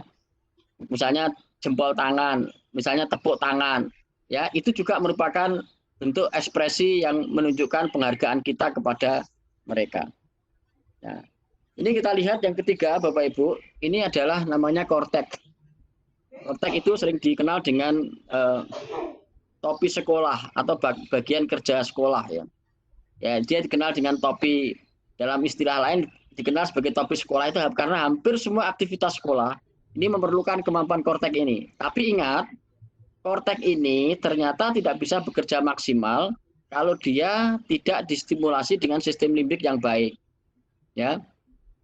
Ini kalau sistem limbik yang mendapatkan perlakuan menyenangkan akan membawa selaput otak pada korteks bertanggung jawab atas berpikir nalar, ya. Nalarnya akan jalan. Lalu analitis, dia akan bisa menganalisis. Ini apabila korteksnya mendapatkan stimulasi sistem limbik dengan baik. Ya, dia mampu membuat perencanaan. Ini berpikirnya panjang, lalu mampu mengorganisir. Lalu kemudian juga mampu memiliki kemampuan menyusun kalimat-kalimat bicara dan bahasa. Ya, nah kreativitasnya juga akan tumbuh. Tapi sebaliknya, siswa-siswa yang mendapatkan perlakuan secara tidak baik, ini sistem limbiknya akan mempengaruhi cara kerja korteks yang sering dikatakan sebagai sistem kerja korteks dibajak oleh sistem limbik, sehingga dia tidak mampu memberikan stimulasi pada korteks ini yang mengakibatkan korteks ini menjadi kemampuan menjadi rendah. Bahkan termasuk untuk melakukan pekerjaan hal yang sangat sederhana, korteks yang mendapatkan stimulasi negatif pada sistem limbiknya ini tidak bisa bekerja. Jadi orang suruh mengatakan 1 ditambah 1 berapa, tapi digebrak sama diancam. Karena dia ketakutan, semua yang ada di dalam pikirannya itu hilang. Itu yang disebut dengan blank, ya. Orang yang blank itu. Jadi orang kalau sudah kebingungan, nah ini sudah nalarnya pakai akal sehatnya sudah nggak jalan, ya. Nah ini sebenarnya memang betul-betul terjadi seperti itu. Jadi karena itulah kepada Bapak Ibu sekalian yang langsung berhubungan dengan peserta didik, nanti tolong ya, yang terpenting di dalam proses pembelajaran itu buatlah aktivitas-aktivitas yang bermakna dan menyenangkan. Karena yang lebih penting bagi kita adalah membuat anak-anak itu senang belajar hingga pada saatnya nanti dia akan belajar apa saja yang dia perlukan. Ya, kita tidak pernah tahu apa yang akan terjadi di masa depan, itu nggak pernah tahu. Karena kita tidak tahu untuk apa kita mengajarkannya sekarang. Lebih baik buatlah anak-anak itu senang belajar. Ya, senang belajar. Ya. Hingga pada saatnya dia akan belajar apa saja. Karena dunia ini berubah. Yang diperlukan adalah kemampuan untuk belajar sepanjang hayat. Belajar sepanjang hayat. Bukan belajar hanya di sekolah. Karena merasa ketakutan dengan gurunya aja dia belajar. Tapi setelah itu dia tidak menjadi seorang pembelajar yang hebat. Nah karena itulah ya, saya berpesan dan berharap betul kepada Bapak Ibu sekalian, terutama yang langsung bersentuhan dengan peserta didik di kelas-kelas kita, untuk bagaimana mendorong secara keseluruhan, ya, untuk betul-betul mengajak supaya anak-anak itu memiliki kegemaran dan kesenangan belajar. Ciptakan, ya, suasana belajar itu yang menyenangkan, yang bermakna. Ya. Sekarang kan tidak ada lagi ujian nasional. Apa yang Bapak Ibu khawatirkan terkait dengan tujuan nasional? Justru yang penting tugas kita adalah melatih supaya kemampuan siswa itu terus berkembang, kompetensinya berkembang. Apa sebenarnya yang mau dikembangkan? Itu yang dikembangkan, yang harus dilatihkan atau dibiasakan secara terus-menerus, itu adalah kemampuan untuk critical thinking, berpikir kritis terus harus dilatih. Pakai materi apa saja, ya materi yang Bapak Ibu ampuh pelajarannya. Itu materi itu sebagai media, ya, bukan tujuan. Tujuannya adalah melatih kemampuan berpikir kritis. Jadi gunakan materi itu sebagai media untuk melatih kemampuan siswa berpikir kritis. Misalnya, menurut penilaianmu, kebijakan tentang ini itu bagaimana? Nah, itu kritis. Ini nggak apa-apa di dalam namanya pendidikan, itu nggak apa-apa. Nah, terus menurut kamu apa yang kamu bisa lakukan? Yang penting jangan ada tindakan-tindakan yang anarkis, lalu kemudian tindakan dengan kekerasan, itu jadi nggak boleh. Kalau siswa berpendapat dengan mengacu kepada kekerasan, ini harus tangkapin semua, nah, nanti diluruskan cara berpikirnya, umpamanya seperti itu. Ya. Itu, ya, critical thinking, lalu creativity, lalu kemudian kolaborasi, dan yang keempat komunikasi. 4 hal inilah yang terus harus dilatihkan oleh Bapak Ibu. Medianya apa saja, ya, karena Bapak Ibu memiliki media sebagai guru mata pelajaran, gunakan media itu sebagai perantara untuk mengembangkan 4 kompetensi ini, ya, 4 kompetensi ini. Jadi jangan sampai Bapak Ibu disibukkan dengan mengajarkan pengetahuan yang hafalan-hafalan. Misalnya, ini berkali-kali sudah saya sampaikan, ya, kalau ada kompetensi dasarnya itu mengevaluasi perkembangan hak asasi manusia yang ada di Indonesia. Lalu ternyata guru mengajarkan pengertian hak asasi, undang-undang yang terkait dengan hak asasi, tokoh hak asasi, kapan lahirnya hak asasi. Itu semua pengetahuan faktual. Tapi sebenarnya tidak melatih kemampuan siswa mengevaluasi. Padahal yang diajak tadi kan mengevaluasi. Sebenarnya cukup aja begini. Siswa diminta browsing di internet, kasih tanda kata kuncinya, cari misalnya kasus pelanggaran hak asasi di Indonesia. Lalu akan ketemu, siswa suruh baca, lalu kemudian siswa diminta untuk menilai. Menurut kamu itu pelanggarannya apa? Kenapa itu dikategorikan sebagai pelanggaran hak asasi manusia? Apa yang bisa kamu lakukan? Ya, apa yang bisa kamu lakukan untuk mencegah terjadinya pelanggaran hak asasi manusia? Lalu bagaimana membuat kehidupan ini lebih damai sehingga tidak terjadi pelanggaran hak asasi manusia? Itu jauh lebih bagus kemampuan berpikirnya. Pak, nanti kalau ujian nasional ini kan nggak mungkin diuji, men. Seperti ini kan nggak pernah akan diuji. Ya, tapi kan sudah nggak ada ujian nasional. Kan sudah nggak ada ujian nasional.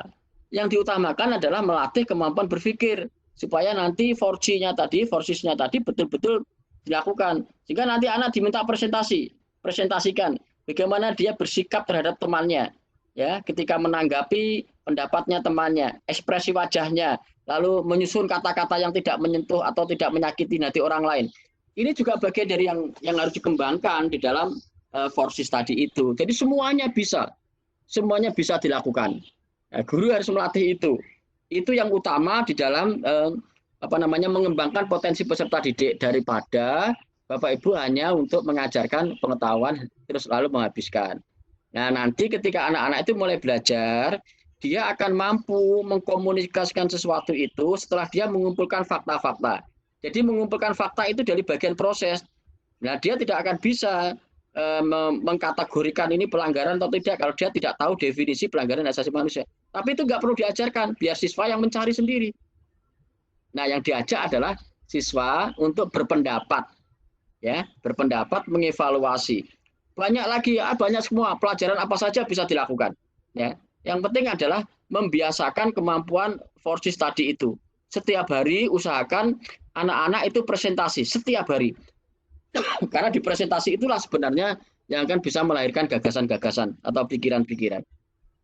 Nah, ini ya Bapak Ibu sekalian, nanti manfaatkan teknologi Jadi nanti sebenarnya guru-guru itu hanya berfungsi sebagai inkubator yang menghangatkan suasana belajar. Jadi dia dengan senyum ramah, sentuh anak-anak, motivasi, lalu ajak memanfaatkan sumber-sumber yang sudah ada di dalam eh, teknologi itu. Guru bisa melakukan itu. Guru browsing dulu, anak-anak juga diminta browsing, terus dibahas bersama-sama. Ya, seperti itu sebenarnya yang kita harapkan. Jadi dengan begitu, guru kalau tidak terlalu pinter tidak apa-apa. Memang nggak harus pinter-pinter. Kalau pinter-pinter kalah sama Google, Mas Yan. Tapi guru bijaksana. Guru menginspirasi. Guru itu selalu bisa mengembangkan kemampuan siswanya. Ya. Tidak perlu pinter-pinteran. Tapi dia bisa menemukan di mana dia harus mempelajari itu. Mengajak kepada siswa untuk mencari. Ya. Di situ Bapak Ibu sekalian yang ingin saya sampaikan supaya betul-betul ini nanti akan menjadi tradisi baru di dalam pembelajaran kita, di dunia pendidikan kita. Ya. Supaya nanti betul-betul anak-anak kita itu memiliki kemampuan nalar yang hebat. Nah ini saya contohkan Bapak Ibu sekalian, ini sudah berkali-kali juga saya sampaikan, tapi tidak apa-apa karena supaya melatih daya kesadaran kritis kita itu loh. Daya kesadaran kritis kita itu iya ya kenapa kita dulu tidak mengajarkan ini gitu. Jadi sebenarnya kemampuan literasi, ini literasi matematika ya. Coba di sekolah kita nggak pernah kita mengajarin anak-anak untuk mengasosiasi, ya, mengasosiasi dengan gejala-gejala alamiah. Ini sebenarnya adalah kita membaca hukum-hukum alam yang terjadi bahwa mobil itu akan menurunkan kecepatan kalau berada dalam lintasan tikungan, ya. Maka setiap jalan itu kurangi kecepatan. Di depan ada tikungan tajam. Nah, misalnya begitu. Karena itu hukum alam. Yang tidak mau mengurangi kecepatan, apalagi kecepatannya tinggi, setelah tinggi, lalu nikung, pasti dia akan terbalik. Pasti dia akan jatuh. Ini hukum alam. Nah, di sini ada ini soal PISA ya, yang kebetulan waktu ujian ini digunakan, anak-anak Indonesia tidak ada satupun yang menjawab dengan benar soal ini. Ya, ternyata setelah disimulasikan, kita coba untuk guru-guru juga tidak ada yang menjawab dengan benar. Ya, yang pertama ya, tapi sekarang setelah saya coba sudah banyak yang bisa menjawab benar karena sudah pernah tahu rumusnya pakai logika tadi. Jadi ini kecepatan mobil 160 turun, naik lagi 160. Jadi 160 itu adalah kecepatan tertingginya. Lalu menurunkan kecepatan lagi 80 terus naik lagi sampai 160 turun lagi. Kita amati di situ ada 3 kali dia menurunkan kecepatan. Lalu pertanyaannya itu, lintasan manakah yang dijalani mobil balap agar diperoleh grafik kecepatan seperti ditunjukkan sebelumnya? Ini diminta untuk mengasosiasi 2 grafik ya. 2 gambar ini. Satunya grafik kecepatan, satunya adalah lintasan, gambar lintasan. Asumsinya mobil ini menurunkan kecepatan 3 kali. Kalau 3 kali berarti lintasannya pasti memiliki 3 sudut, 3 tikungan, memiliki 3 tikungan. Nah, gitu. Maka jawabannya yang paling mungkin adalah B, C, dan D. A dan E itu jawaban yang tidak mungkin karena tikungannya terlalu banyak. Nah, gitu. Nah, kalau baru dilihat tikungan pertama dan tikungan kedua itu lebih lancip mana sudutnya, lebih lancip mana. Nah, ini adalah cara-cara untuk menalar seperti itu. Nah, ini nggak pernah dilakukan kepada peserta didik kita, sehingga selalu kalau namanya matematika selalu diajak menghitung hal yang pasti. Karena katanya matematika itu ilmu pasti. Padahal kita hidup ini nggak pernah pasti. Dan pengetahuan yang kita peroleh itu menjadi dasar untuk kehidupan. Jadi kalau anak-anak dilatih memprediksi, membuat kecenderungan, itu sebenarnya adalah melatih kemampuan untuk menghadapi kehidupan.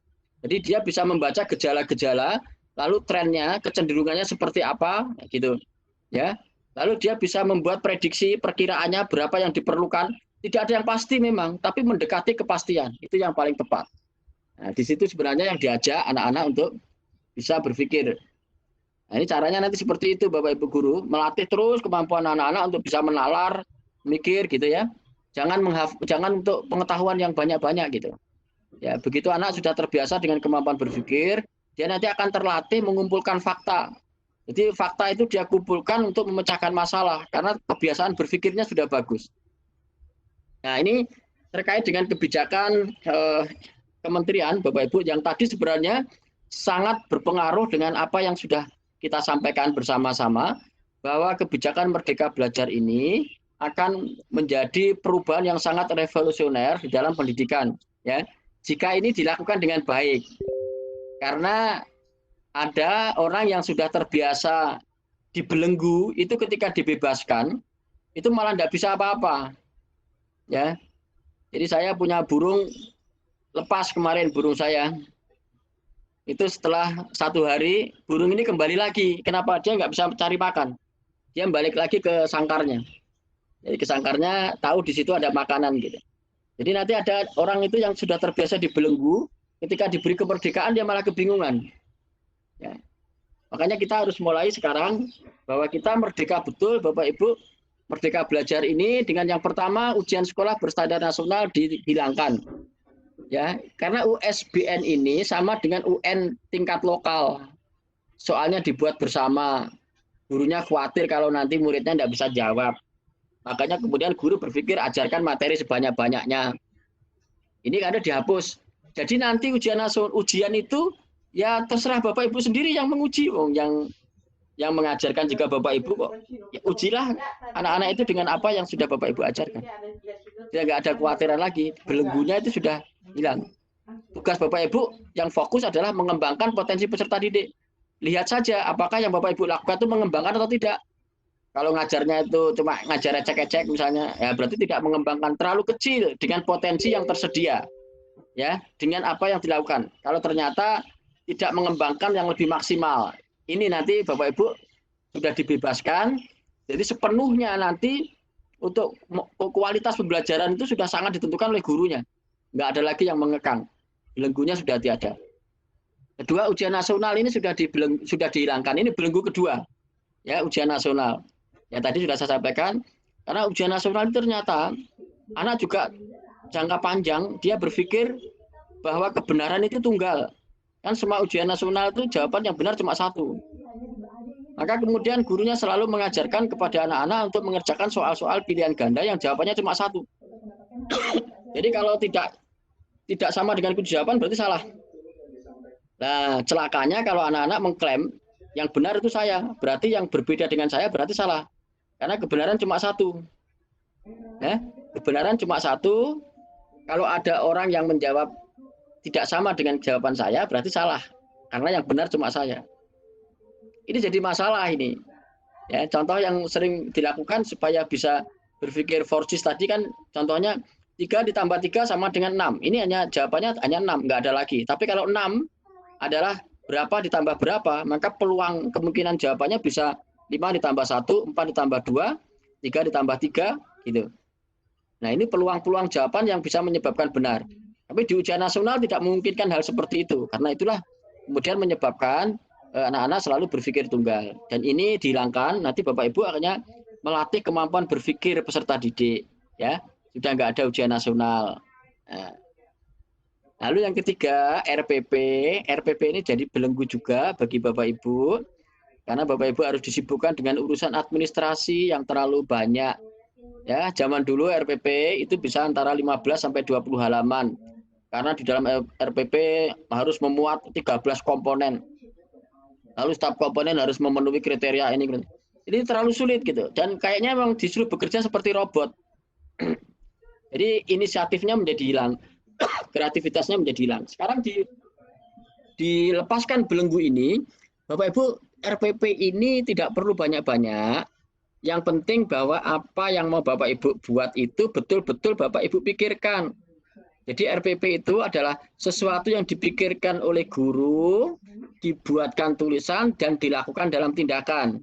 Difikirkan dalam pikiran, ya, dituliskan dalam tulisan, dilaksanakan dalam tindakan. Jangan sampai hanya ada dalam tulisan tapi tidak difikirkan dan juga tidak dilaksanakan.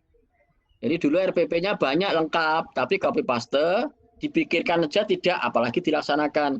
Nah sekarang Bapak Ibu hanya diminta membuat RPP itu ya 1 lembar saja, ya 1 lembar saja.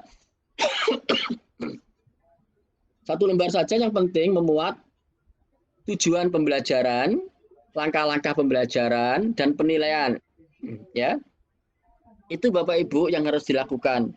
Ya, jadi nggak usah banyak-banyak. Setiap aktivitas pembelajaran itu ada sesuatu yang bermakna bagi peserta didik. Ya, itu yang harus dirumuskan dalam tujuan pendidikan dalam tujuannya di RPP, apa yang mau kita capai, lalu langkah-langkahnya seperti apa. Ya, jadi yang langkah-langkah itu ditonjolkan kepada aktivitas siswa. Jadi sederhana saja, misalnya guru meminta siswa untuk browsing internet tentang kata kunci ini. Siswa bersama-sama dengan teman yang lain melakukan browsing internet. Siswa mendiskusikan apa yang diminta oleh gurunya. Siswa mempresentasikan hasil apa yang ditelaah dari tugas gurunya. Selesai sudah gitu aja, 4 aja atau 5. Lalu penilaiannya gimana? Penilaiannya juga kualitatif, jangan penilaiannya dalam bentuk soal. Jadi kalau siswa mempresentasikan dengan lancar, gitu, komunikasinya lancar, lalu kemudian logis, analitis, nilainya berapa. Tapi tidak lancar begitu saja, jangan kemudian benar berapa, salah berapa, ya, kembali lagi kepada pengetahuan-pengetahuan belakang. Padahal tujuan utamanya bukan untuk itu, mengembangkan potensi peserta didik itu.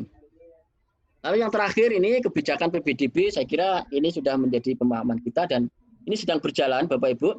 PPDB ini sebenarnya adalah memberikan akses ya, supaya pemerintah betul-betul memberikan layanan kepada masyarakat secara adil. Ya, ini yang terpenting bahwa barang-barang publik itu, barang-barang milik pemerintah tidak boleh dikompetisikan, tidak boleh eksklusif, tapi harus inklusif, harus bisa diterima oleh semua orang. Ini prinsipnya ya. Nah, tapi kita tahu bahwa barang-barang yang disediakan oleh pemerintah itu belum memenuhi semua harapan atau belum memenuhi secara merata kepada peserta didik. Inilah yang kita sebut dengan kelangkaan. Ada kelimpahan, ada kelangkaan. Nah, yang kelimpahan ini semua tempat tersedia untuk semua peserta didik. Ini namanya kelimpahan. Tapi kalau semua tempat belum mampu menyediakan untuk semua peserta didik, ini namanya kelangkaan. Nah, dalam kelangkaan itu pasti ada kompetisi. Nah, sebenarnya barang-barang publik kan tidak boleh dikompetisikan. Jadi kalaupun kita menyediakan ruang kompetisi, itu kompetisinya kecil saja, jangan besar-besar.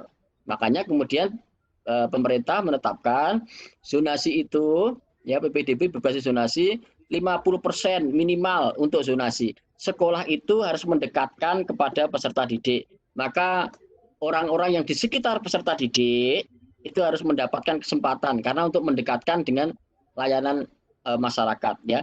Kalau perlu sekolah dengan komunitas masyarakat itu menjadi satu kesatuan. Jadi sepertinya nanti masyarakat merasa memiliki sekolah itu karena memang berada betul-betul menjadi bagian dari masyarakat. Nah, lalu kemudian 15% minimal 15% itu untuk jalur afirmasi. Jalur afirmasi itu adalah jalur untuk keluarga miskin yang tidak mampu, karena memang pemerintah harus memihak kepada mereka yang lemah. Tidak boleh yang lemah itu berkompetisi dengan yang kuat. Yang lemah harus dipihak, harus dilindungi. Maka di situ minimal 15%. Ya. Nah, kemudian dihitung dulu, pemerintah harus menetapkan dulu berapa jumlah afirmasi. Lalu kemudian 5% itu option untuk jalur perpindahan. Karena perpindahan kemungkinan ada. Tapi kalau tidak tersedia, tidak digunakan, maka sisanya harus dikembalikan ke zonasi. Pada prinsipnya adalah mendekatkan pada sekolah. Lalu kemudian sisanya jika ada maksimal itu 30% untuk jalur prestasi. Nah, jalur prestasi inilah yang kita sebut dengan jalur kompetisi. Tapi maknanya di situ ada sisanya. Dan itu diberikan kewenangan kepada pemerintah daerah untuk menetapkan. Hanya pemerintah pusat menyampaikan maksimal 30%. Jadi kurang dari 30% boleh, lebih dari 30% tidak boleh.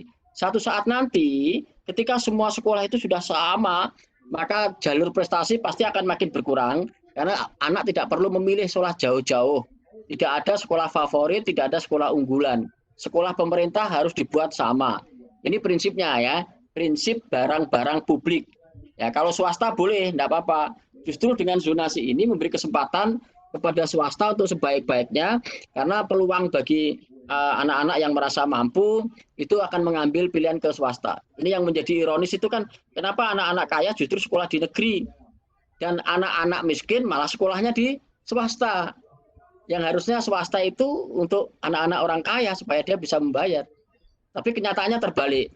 Ya, kenyataannya terbalik. Inilah yang jadi persoalan yang harus betul-betul menjadi perhatian pemerintah dan pemerintah daerah. Ini Bapak Ibu sekalian, 4 tentang kebijakan Merdeka Belajar. Saya kira bagi Bapak Ibu guru, itu khususnya Bapak Ibu guru fokus kepada tentang ini pembelajaran, ya. Nomor 1, 2, 3 itu adalah bagian dari tugas guru yang utama, supaya belenggu-belenggu itu melepaskan bagi Bapak Ibu untuk secara maksimal mengembangkan potensi peserta didik. Tugas utama Bapak Ibu itu adalah mengembangkan potensi peserta didik. Jadi nanti mari kita secara kritis mencermati untuk bertanya pada diri kita sendiri atau mempertanyakan diri kita sendiri, apakah yang sudah saya lakukan selama ini mengembangkan potensi peserta didik atau melemahkan potensi peserta didik. Jika Bapak Ibu memiliki kesadaran kritis bahwa ternyata selama ini memang saya tidak mengembangkan, tapi justru melemahkan, mari kita memulai lagi dengan awal yang baru, dengan kebiasaan hidup baru, ya, dengan keadaan yang baru ini, kita akan mencoba mengembalikan bahwa tugas kita adalah mengembangkan potensi peserta didik. Saya kira ini Bapak Ibu sekalian yang dapat saya sampaikan. Mudah-mudahan jika ini kita mulai sekarang, insya Allah ke depan nanti pembelajaran kita akan makin menjadi lebih baik. Dan bagi kita saya kira tidak ada yang lebih membahagiakan kecuali meninggalkan generasi-generasi yang lebih baik dari kita sekalian. Saya kira demikian, mohon maaf atas segala kekurangan, dan dengan mengharap ridho dari Allah Subhanahu wa Ta'ala, marilah kegiatan ini kita buka dengan bacaan basmalah. Bismillahirrahmanirrahim. Assalamualaikum warahmatullahi wabarakatuh. Waalaikumsalam warahmatullahi wabarakatuh. Namo Buddhaya, salam. Terima kasih. Baik, terima kasih kami sampaikan pada Pak Jarwoko sebagai Kepala LPMP Kalimantan Utara yang telah memberikan banyak sekali hal-hal yang perlu dilakukan oleh Bapak dan Ibu guru, terutama dalam hal prinsip kebijakan belajar ya. Terus ada beberapa pertanyaan nih Pak, mungkin yang perlu kami sampaikan nih Pak dari peserta. Saya bacakan secara langsung saja. Yang pertama dari Bapak Egidius Kung. Nah, pertanyaan beliau adalah, apakah aturan kondisi medis warga sekolah hanya berlaku untuk siswa saja? Sedangkan banyak Bapak Ibu guru yang memiliki riwayat penyakit penyerta, contohnya ada diabetes, tekanan darah tidak normal, dan lain-lain. Mohon penjelasan dari Pak Kepala. Monggo Pak. Ya, terima kasih. Tadi bukan hanya peserta didik ya, tapi juga warga sekolah. Jadi memang di sini juga gurunya juga harus diperhatikan, jangan sampai nanti dalam suasana new normal itu ya. Jadi ada tahapannya ya, 2 bulan pada masa transisi. Tolong untuk dipantau guru-guru yang memiliki penyakit bawaan juga jangan disuruh mengajar dulu. Ya, sambil memastikan betul bahwa sekolah-sekolah itu sudah aman gitu loh. Itu bukan berarti selamanya, enggak, kita akan kita lihat pertama 2 bulan di awal itu disebut dengan masa transisi, lalu kemudian 2 bulan kedua disebut dengan masa new normal. Ya, new normal itu 2 bulan berikutnya. Nah, nanti kemudian akan terlihat di situ tertata. Ya. Jadi yang memiliki penyakit bawaan, lalu usia yang sudah agak tua juga dikontrol kan, tidak semuanya harus masuk begitu.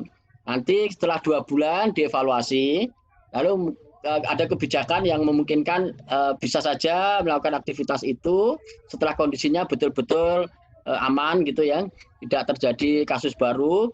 Tentu dengan yang dimaksud terkontrol itu dengan pengawasan ya, pengawasan kesehatan. Misalnya harus ada kepastian dari dokter bahwa kondisinya memang memungkinkan untuk melaksanakan pembelajaran ya. Jadi harus ada surat lah dari dokter kalau memang kondisinya tidak memungkinkan untuk mengikuti pembelajaran, ya jangan dipaksakan untuk mengajar. Saya kira itu ya. Karena prioritas utama yang harus diperhatikan adalah keselamatan dan kesehatan peserta didik, pendidik, tenaga kependidikan dan masyarakat. Ya, itu jawabannya. Terima kasih. Baik Pak, makasih Pak. Mas Erlambang, ada yang raise hand atau enggak, Mas Erlambang? Ada yang mengangkat tangan untuk bertanya? Ada nih Pak. Boleh di ini kan untuk yang mau bertanya secara langsung. Ini dia mengirim pesan juga nih Pak dari Ibu Rohana Fatria dari SD Negeri 19 Tanjung Palas. Beliau menanyakan terkait penjelasan Bapak mengenai setiap anak memiliki potensi yang sama. Anak-anak adalah sebagai korban. Pertanyaan saya, bagaimana cara kita sebagai guru menolong anak-anak kita yang menjadi korban ini? Bagaimana melakukan pendekatan dengan orang tua? Karena pada nyatanya terkadang ada orang tua yang sulit diajak bekerja sama dengan guru. Dan bagaimana kita menghadapi anak-anak ini di saat yang mempengaruhi perilaku tidak baik si anak adalah dari lingkungannya, dan yang terbaru adalah pengaruh negatif dari sosial media. Ya, jadi baik Bapak Ibu sekalian. Jadi pertama saya sudah merasa berterima kasih kalau Bapak Ibu memiliki pemahaman anak-anak nakal itu adalah korban, ya. Sehingga kita harus berpikir kalau korban itu harus ditolong, harus dibantu. Karena saya khawatir kalau Bapak Ibu masih punya pemikiran bahwa anak-anak itu nakal itu perlu dihukum. Lalu anak menjadi korban berikutnya gitu ya. Nah, ini memang harus memerlukan dukungan kepada semua pihak, terutama untuk orang dewasa ya yang harus peduli kepada anak-anak untuk memberikan bantuan kepada mereka yang menjadi korban. Ya. Saya tahu ini persoalannya memang tidak tunggal, persoalannya sangat kompleks ya. Yang mempengaruhi anak itu kan banyak gitu. Tapi maksud saya begini, kalau memang anak itu punya persoalan banyak di orang tua, di media sosial begitu ya, minimal tolong perhatikan dulu bahwa kita memang tidak melihat masalahnya itu dari anak, tapi dia korban. Maka pertama dengan cara itu kita bisa mulai dekat dengan anak. Nah, setelah dekat dengan anak, kita ingin ya pengaruh yang kita berikan itu lebih kuat dari pengaruh yang diberikan orang tua atau pengaruh yang diberikan kepada media sosial. Karena anak merasa sudah jatuh cinta pada gurunya. Ini yang disebut dengan special moment. Bagaimana Bapak Ibu bisa berebut hati anak-anak itu. Kalau nanti anak-anak itu lebih mempercayai kepada ibu gurunya, maka ibu gurunya ini yang akan menjadi efektif untuk menolong dia. Ya. Nah, jadi jangan sampai kemudian kita berpikirnya harus ke orang tua gitu. Ya, itu juga iya. Tapi kemudian yang paling penting adalah berperilakulah kepada anak-anak itu merasa dia dekat dengan, nanti dia akan mengungkapkan kekesalannya kepada orang tuanya, terus pelariannya nanti ke media sosial, ke media elektronik gitu ya. Ya sebenarnya itu adalah bagian dari pelarian. Ya, tapi kemudian dia tidak tahu bahwa dia pikir dengan cara begitu lebih baik, tapi justru malah tidak baik. Termasuk anak-anak yang narkoba itu sebenarnya adalah pelarian dari keadaan-keadaan tidak nyaman. Nah, nanti kalau seandainya guru-gurunya itu sudah menjadi tempat yang nyaman bagi dia, maka anak-anak nanti larinya akan ke gurunya. Ya, memang ini perlu pelan-pelan Bapak Ibu. Jadi tolong pertama fokuskan dulu aja kepada anak, ya tunjukkan bahwa Bapak Ibu memiliki perhatian kepada dia, cintai dia. Ini tidak ada resepnya. Resepnya gimana? Bapak Ibu yang paling mengenali. Ini namanya kasus. Kenali dulu anak itu sukanya apa, anak itu kebiasaannya apa gitu. Kalau kita sudah bisa menemukan itu yang disebut dengan special moment namanya. Ya, dulu saya pernah menceritakan ya bagaimana seorang anak yang masuk kelas itu namanya Teddy dengan gurunya namanya Miss Thompson. Miss Thompson agak terkejut melihat Teddy. Ketika diajar, Teddy tidak menunjukkan perhatian, pikirannya kosong. Dia lebih suka asik main-main. Kadang-kadang dia tertidur di kelas. Ya, kalau duduknya melorot. Pandangannya kosong. Kalau dikasih soal tidak pernah perhatian. Kalau dikasih soal nilainya 0 terus. Dia tidak bisa jawab, nilainya 0. Lalu kemudian Miss Thompson mulai berpikir, ini anak ini kenapa ya? Coba dia amati. Lalu Miss Thompson melihat catatan-catatan anak ini. Jadi setiap guru di sana di luar negeri sana itu, ya tepatnya di Amerika itu, guru itu punya kewajiban untuk melihat catatan-catatan raport dari guru sebelumnya. Karena Teddy itu kelas 4, berarti dia pernah masuk kelas 1, kelas 2, kelas 3. Nah, ketika dia melihat semua catatan murid-muridnya, begitu dia melihat rapotnya si Teddy, Miss Thompson itu agak berhenti. Maksudnya mau betul-betul melihat dengan cermat. Yang lain tadi cuma dilihat sebentar saja. Dilihat sekilas namanya, ya. Dilihat sekilas itu kalau istilah membaca cuma di scan, shred gitu. Tapi begitu pas si Teddy, rapotnya Teddy, Miss Thompson ingin serius karena dia ingin membantu Teddy. Ternyata begitu dilihat di kelas 1, itu catatan guru kelas 1, nilai rapotnya si Teddy itu 98 gitu. Dan gurunya mengatakan Teddy anak yang luar biasa. Dia selalu disenangi teman-temannya. Hari-harinya selalu dipenuhi dengan keceriaan. Itu catatan guru kelas 1. Lalu dibuka lagi rapot di kelas 2. Guru kelas 2 melihat nilai rapotnya yang ditulis oleh gurunya tadi 989. Masih nilainya begitu tinggi. Dan di situ dikatakan, ya, Teddy anak yang luar biasa. Prestasinya sangat menggembirakan. Hari-harinya selalu dipenuhi dengan keceriaan. Ya. Teddy anak yang hebat, dicintai teman-temannya. Itu catatan untuk guru kelas 2. Lalu dilihat lagi guru kelas 3. Ya. Di kelas 3 ini ada catatan. Teddy punya masalah. Ibunya sakit tak tersembuhkan. Dia sudah berusaha tapi hasilnya sia-sia. Ayahnya tidak mempedulikannya. Teddy sering tertidur di kelas. Teddy banyak melamun. Prestasinya menurun. Dan Teddy suka menyendiri. Dia tidak suka bermain dengan teman-temannya. Jadi nilainya si Teddy sudah menurun di kelas 3 ini. Makanya begitu naik kelas 4, Miss Thompson sudah mulai menemukan masalahnya. Ternyata Teddy itu punya orang tua yang sakit, padahal dia anak usia kelas 3, lalu harus berusaha untuk merawat ibunya. Dan ternyata baru disadari ibunya telah meninggal. Jadi Teddy itu adalah seorang diri bersama ayahnya yang tidak begitu peduli. Nah, pada waktu hari Natal, semua anak itu ngasih kado istimewa untuk gurunya, termasuk si Teddy. Tapi kadonya si Teddy ini kado yang tidak begitu bagus. Dia hanya bekas pembungkus barang, dilipat dengan kertas koran, diikat dengan tali rafia. Ketika kado itu diserahkan ke gurunya, padahal teman-temannya ngasih kado dengan kertas emas yang indah, diikat dengan pita warna-warni. Tapi Teddy mengasih kado yang apa adanya. Pada saat itulah si Teddy ditertawakan sama teman-temannya. Kado si Teddy jelek, kado Teddy jelek. Dan pada saat Teddy sudah kehilangan muka itu, Miss Thompson berusaha menyelamatkan muka Teddy. Dia katakan, anak-anak tidak boleh bilang begitu. Ini kado yang sangat istimewa, Teddy. Terima kasih ya nak, kadomu begitu indah. Ibu suka dengan pemberianmu itu. Lalu Miss Thompson berusaha menunjukkan bahwa dia memang betul-betul mencintai kadonya si Teddy. Maka Teddy mendapatkan kehormatan. Kado Teddy dibuka di hadapan teman-temannya. Sebagai kehormatan Miss Thompson kepada Teddy. Saat dibuka, isinya kadonya Teddy itu ternyata minyak peninggalan orang tuanya, minyak pengharum, minyak wangi yang tinggal 1/4. Dan itu peninggalan milik ibunya. Lalu kemudian gelang ringtone yang beberapa batunya sudah lepas.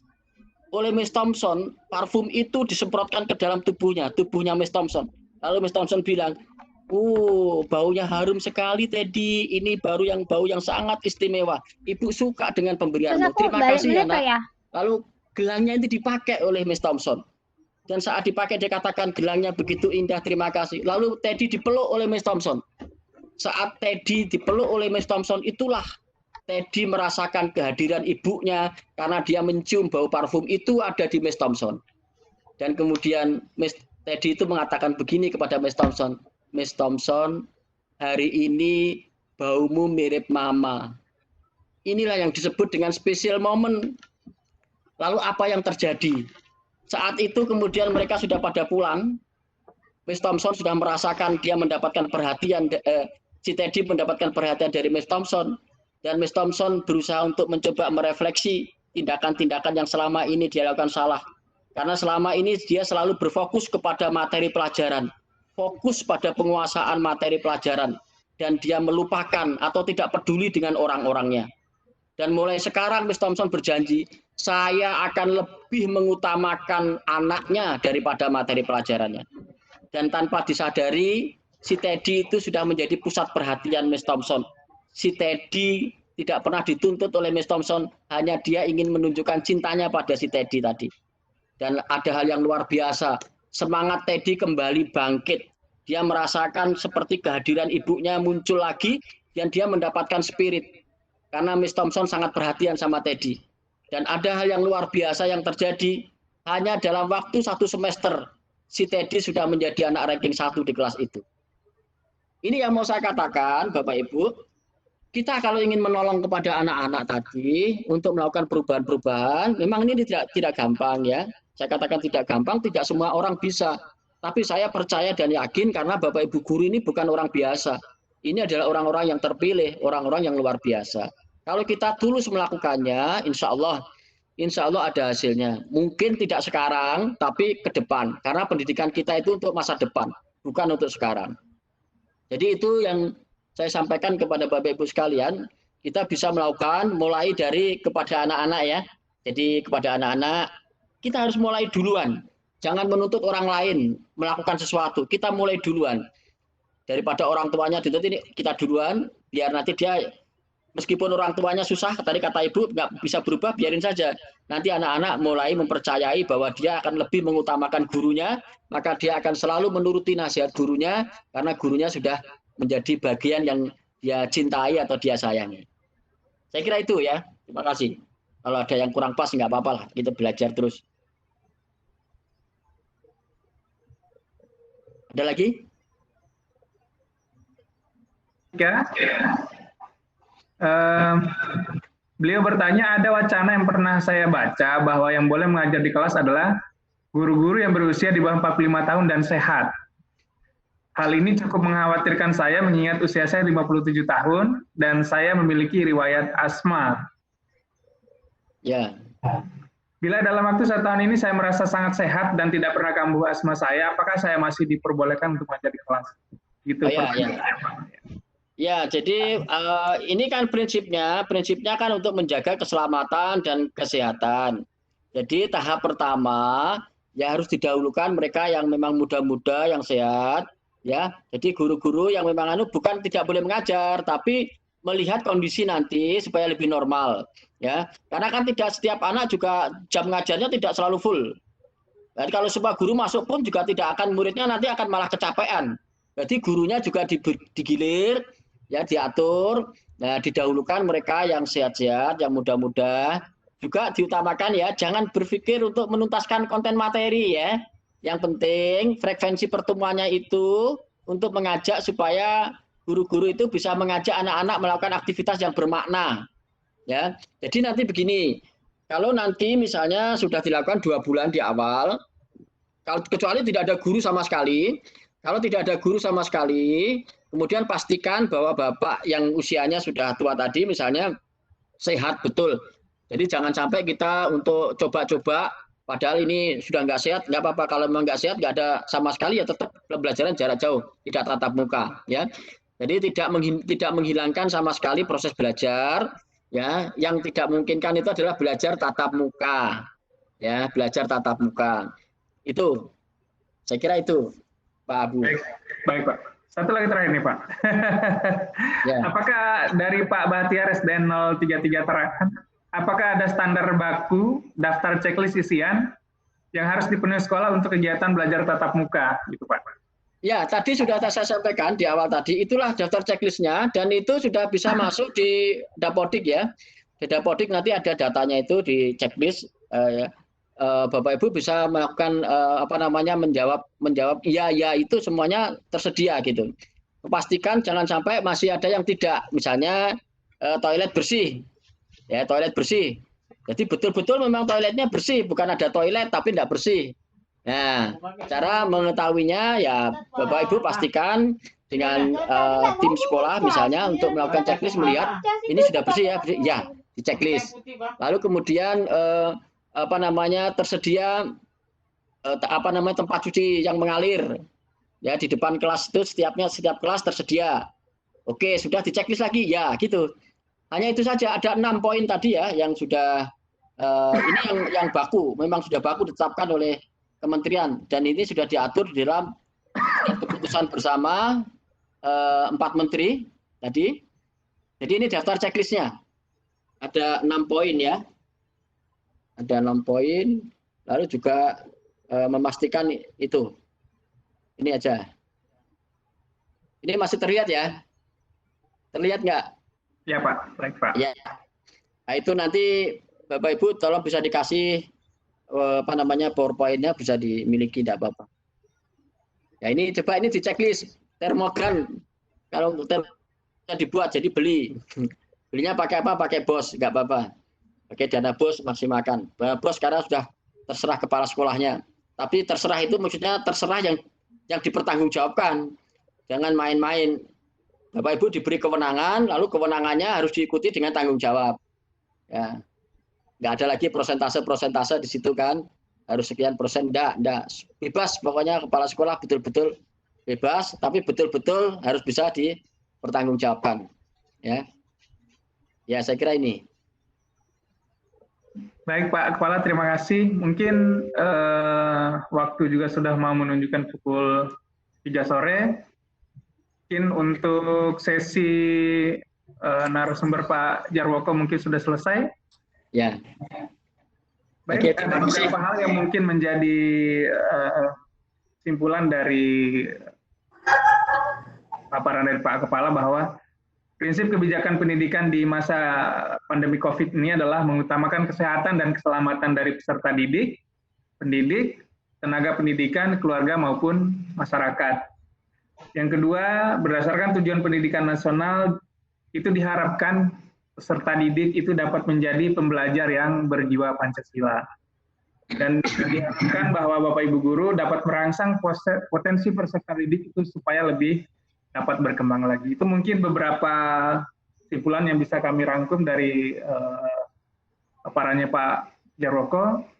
Dan mungkin ada tambahan dari Pak Hari, mungkin monggo Pak Hari.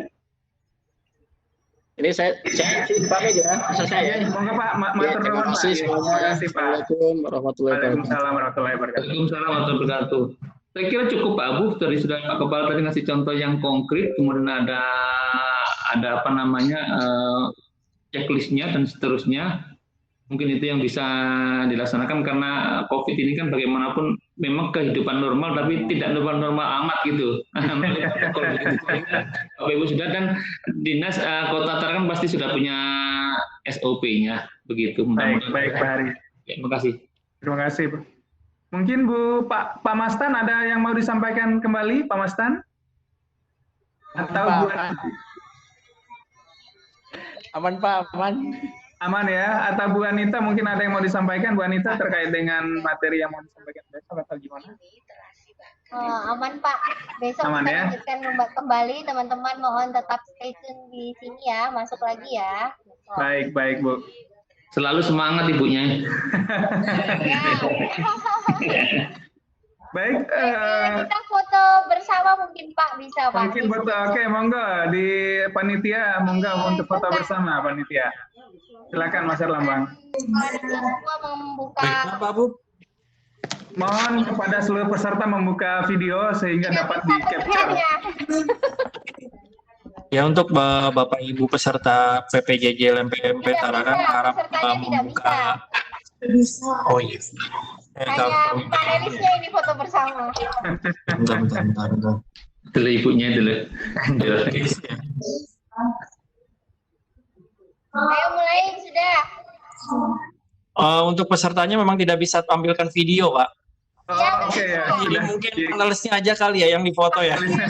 Oke, siap. Iya. Keluarin dulu materinya. Bentar. Sudah? Bentar, Bu. Kalau sudah. Semangat Ibu Anita, ceria terus. Cara ini ya. Close semua. Iya. Oh ya.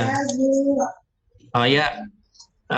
Di Oke. screenshot ya.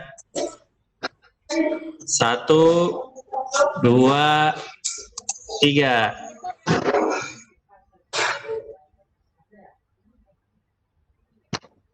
Sudah. Oke, Oke. thank you Mas Herlambang. Ya, Baik, Bapak-bapak dan Ibu-ibu semuanya, kita kembali lagi besok hari Selasa mulai pukul 8 sesuai dengan jadwal. Kita berkumpul kembali di Nggak tahu. ruang ini. Kami atas nama moderator dan panitia mengucapkan terima kasih sebesar-besarnya atas partisipasi Bapak dan Ibu, dan kami mohon maaf apabila ada hal-hal yang tidak berkenan. Terima kasih. Assalamualaikum warahmatullahi wabarakatuh. Waalaikumsalam. Waalaikumsalam warahmatullahi wabarakatuh. Aku nggak bisa lagi. Baru langsung pasti kemungkinan saya mau lihat Bapak Ibu tampilnya. dilanjutkan ke Telegram ya. Waalaikumsalam warahmatullahi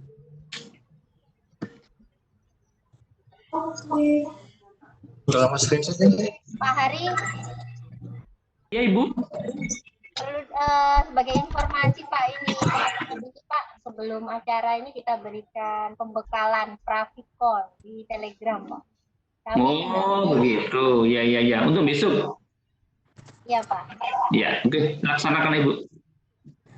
Ini nggak yang ini siapa?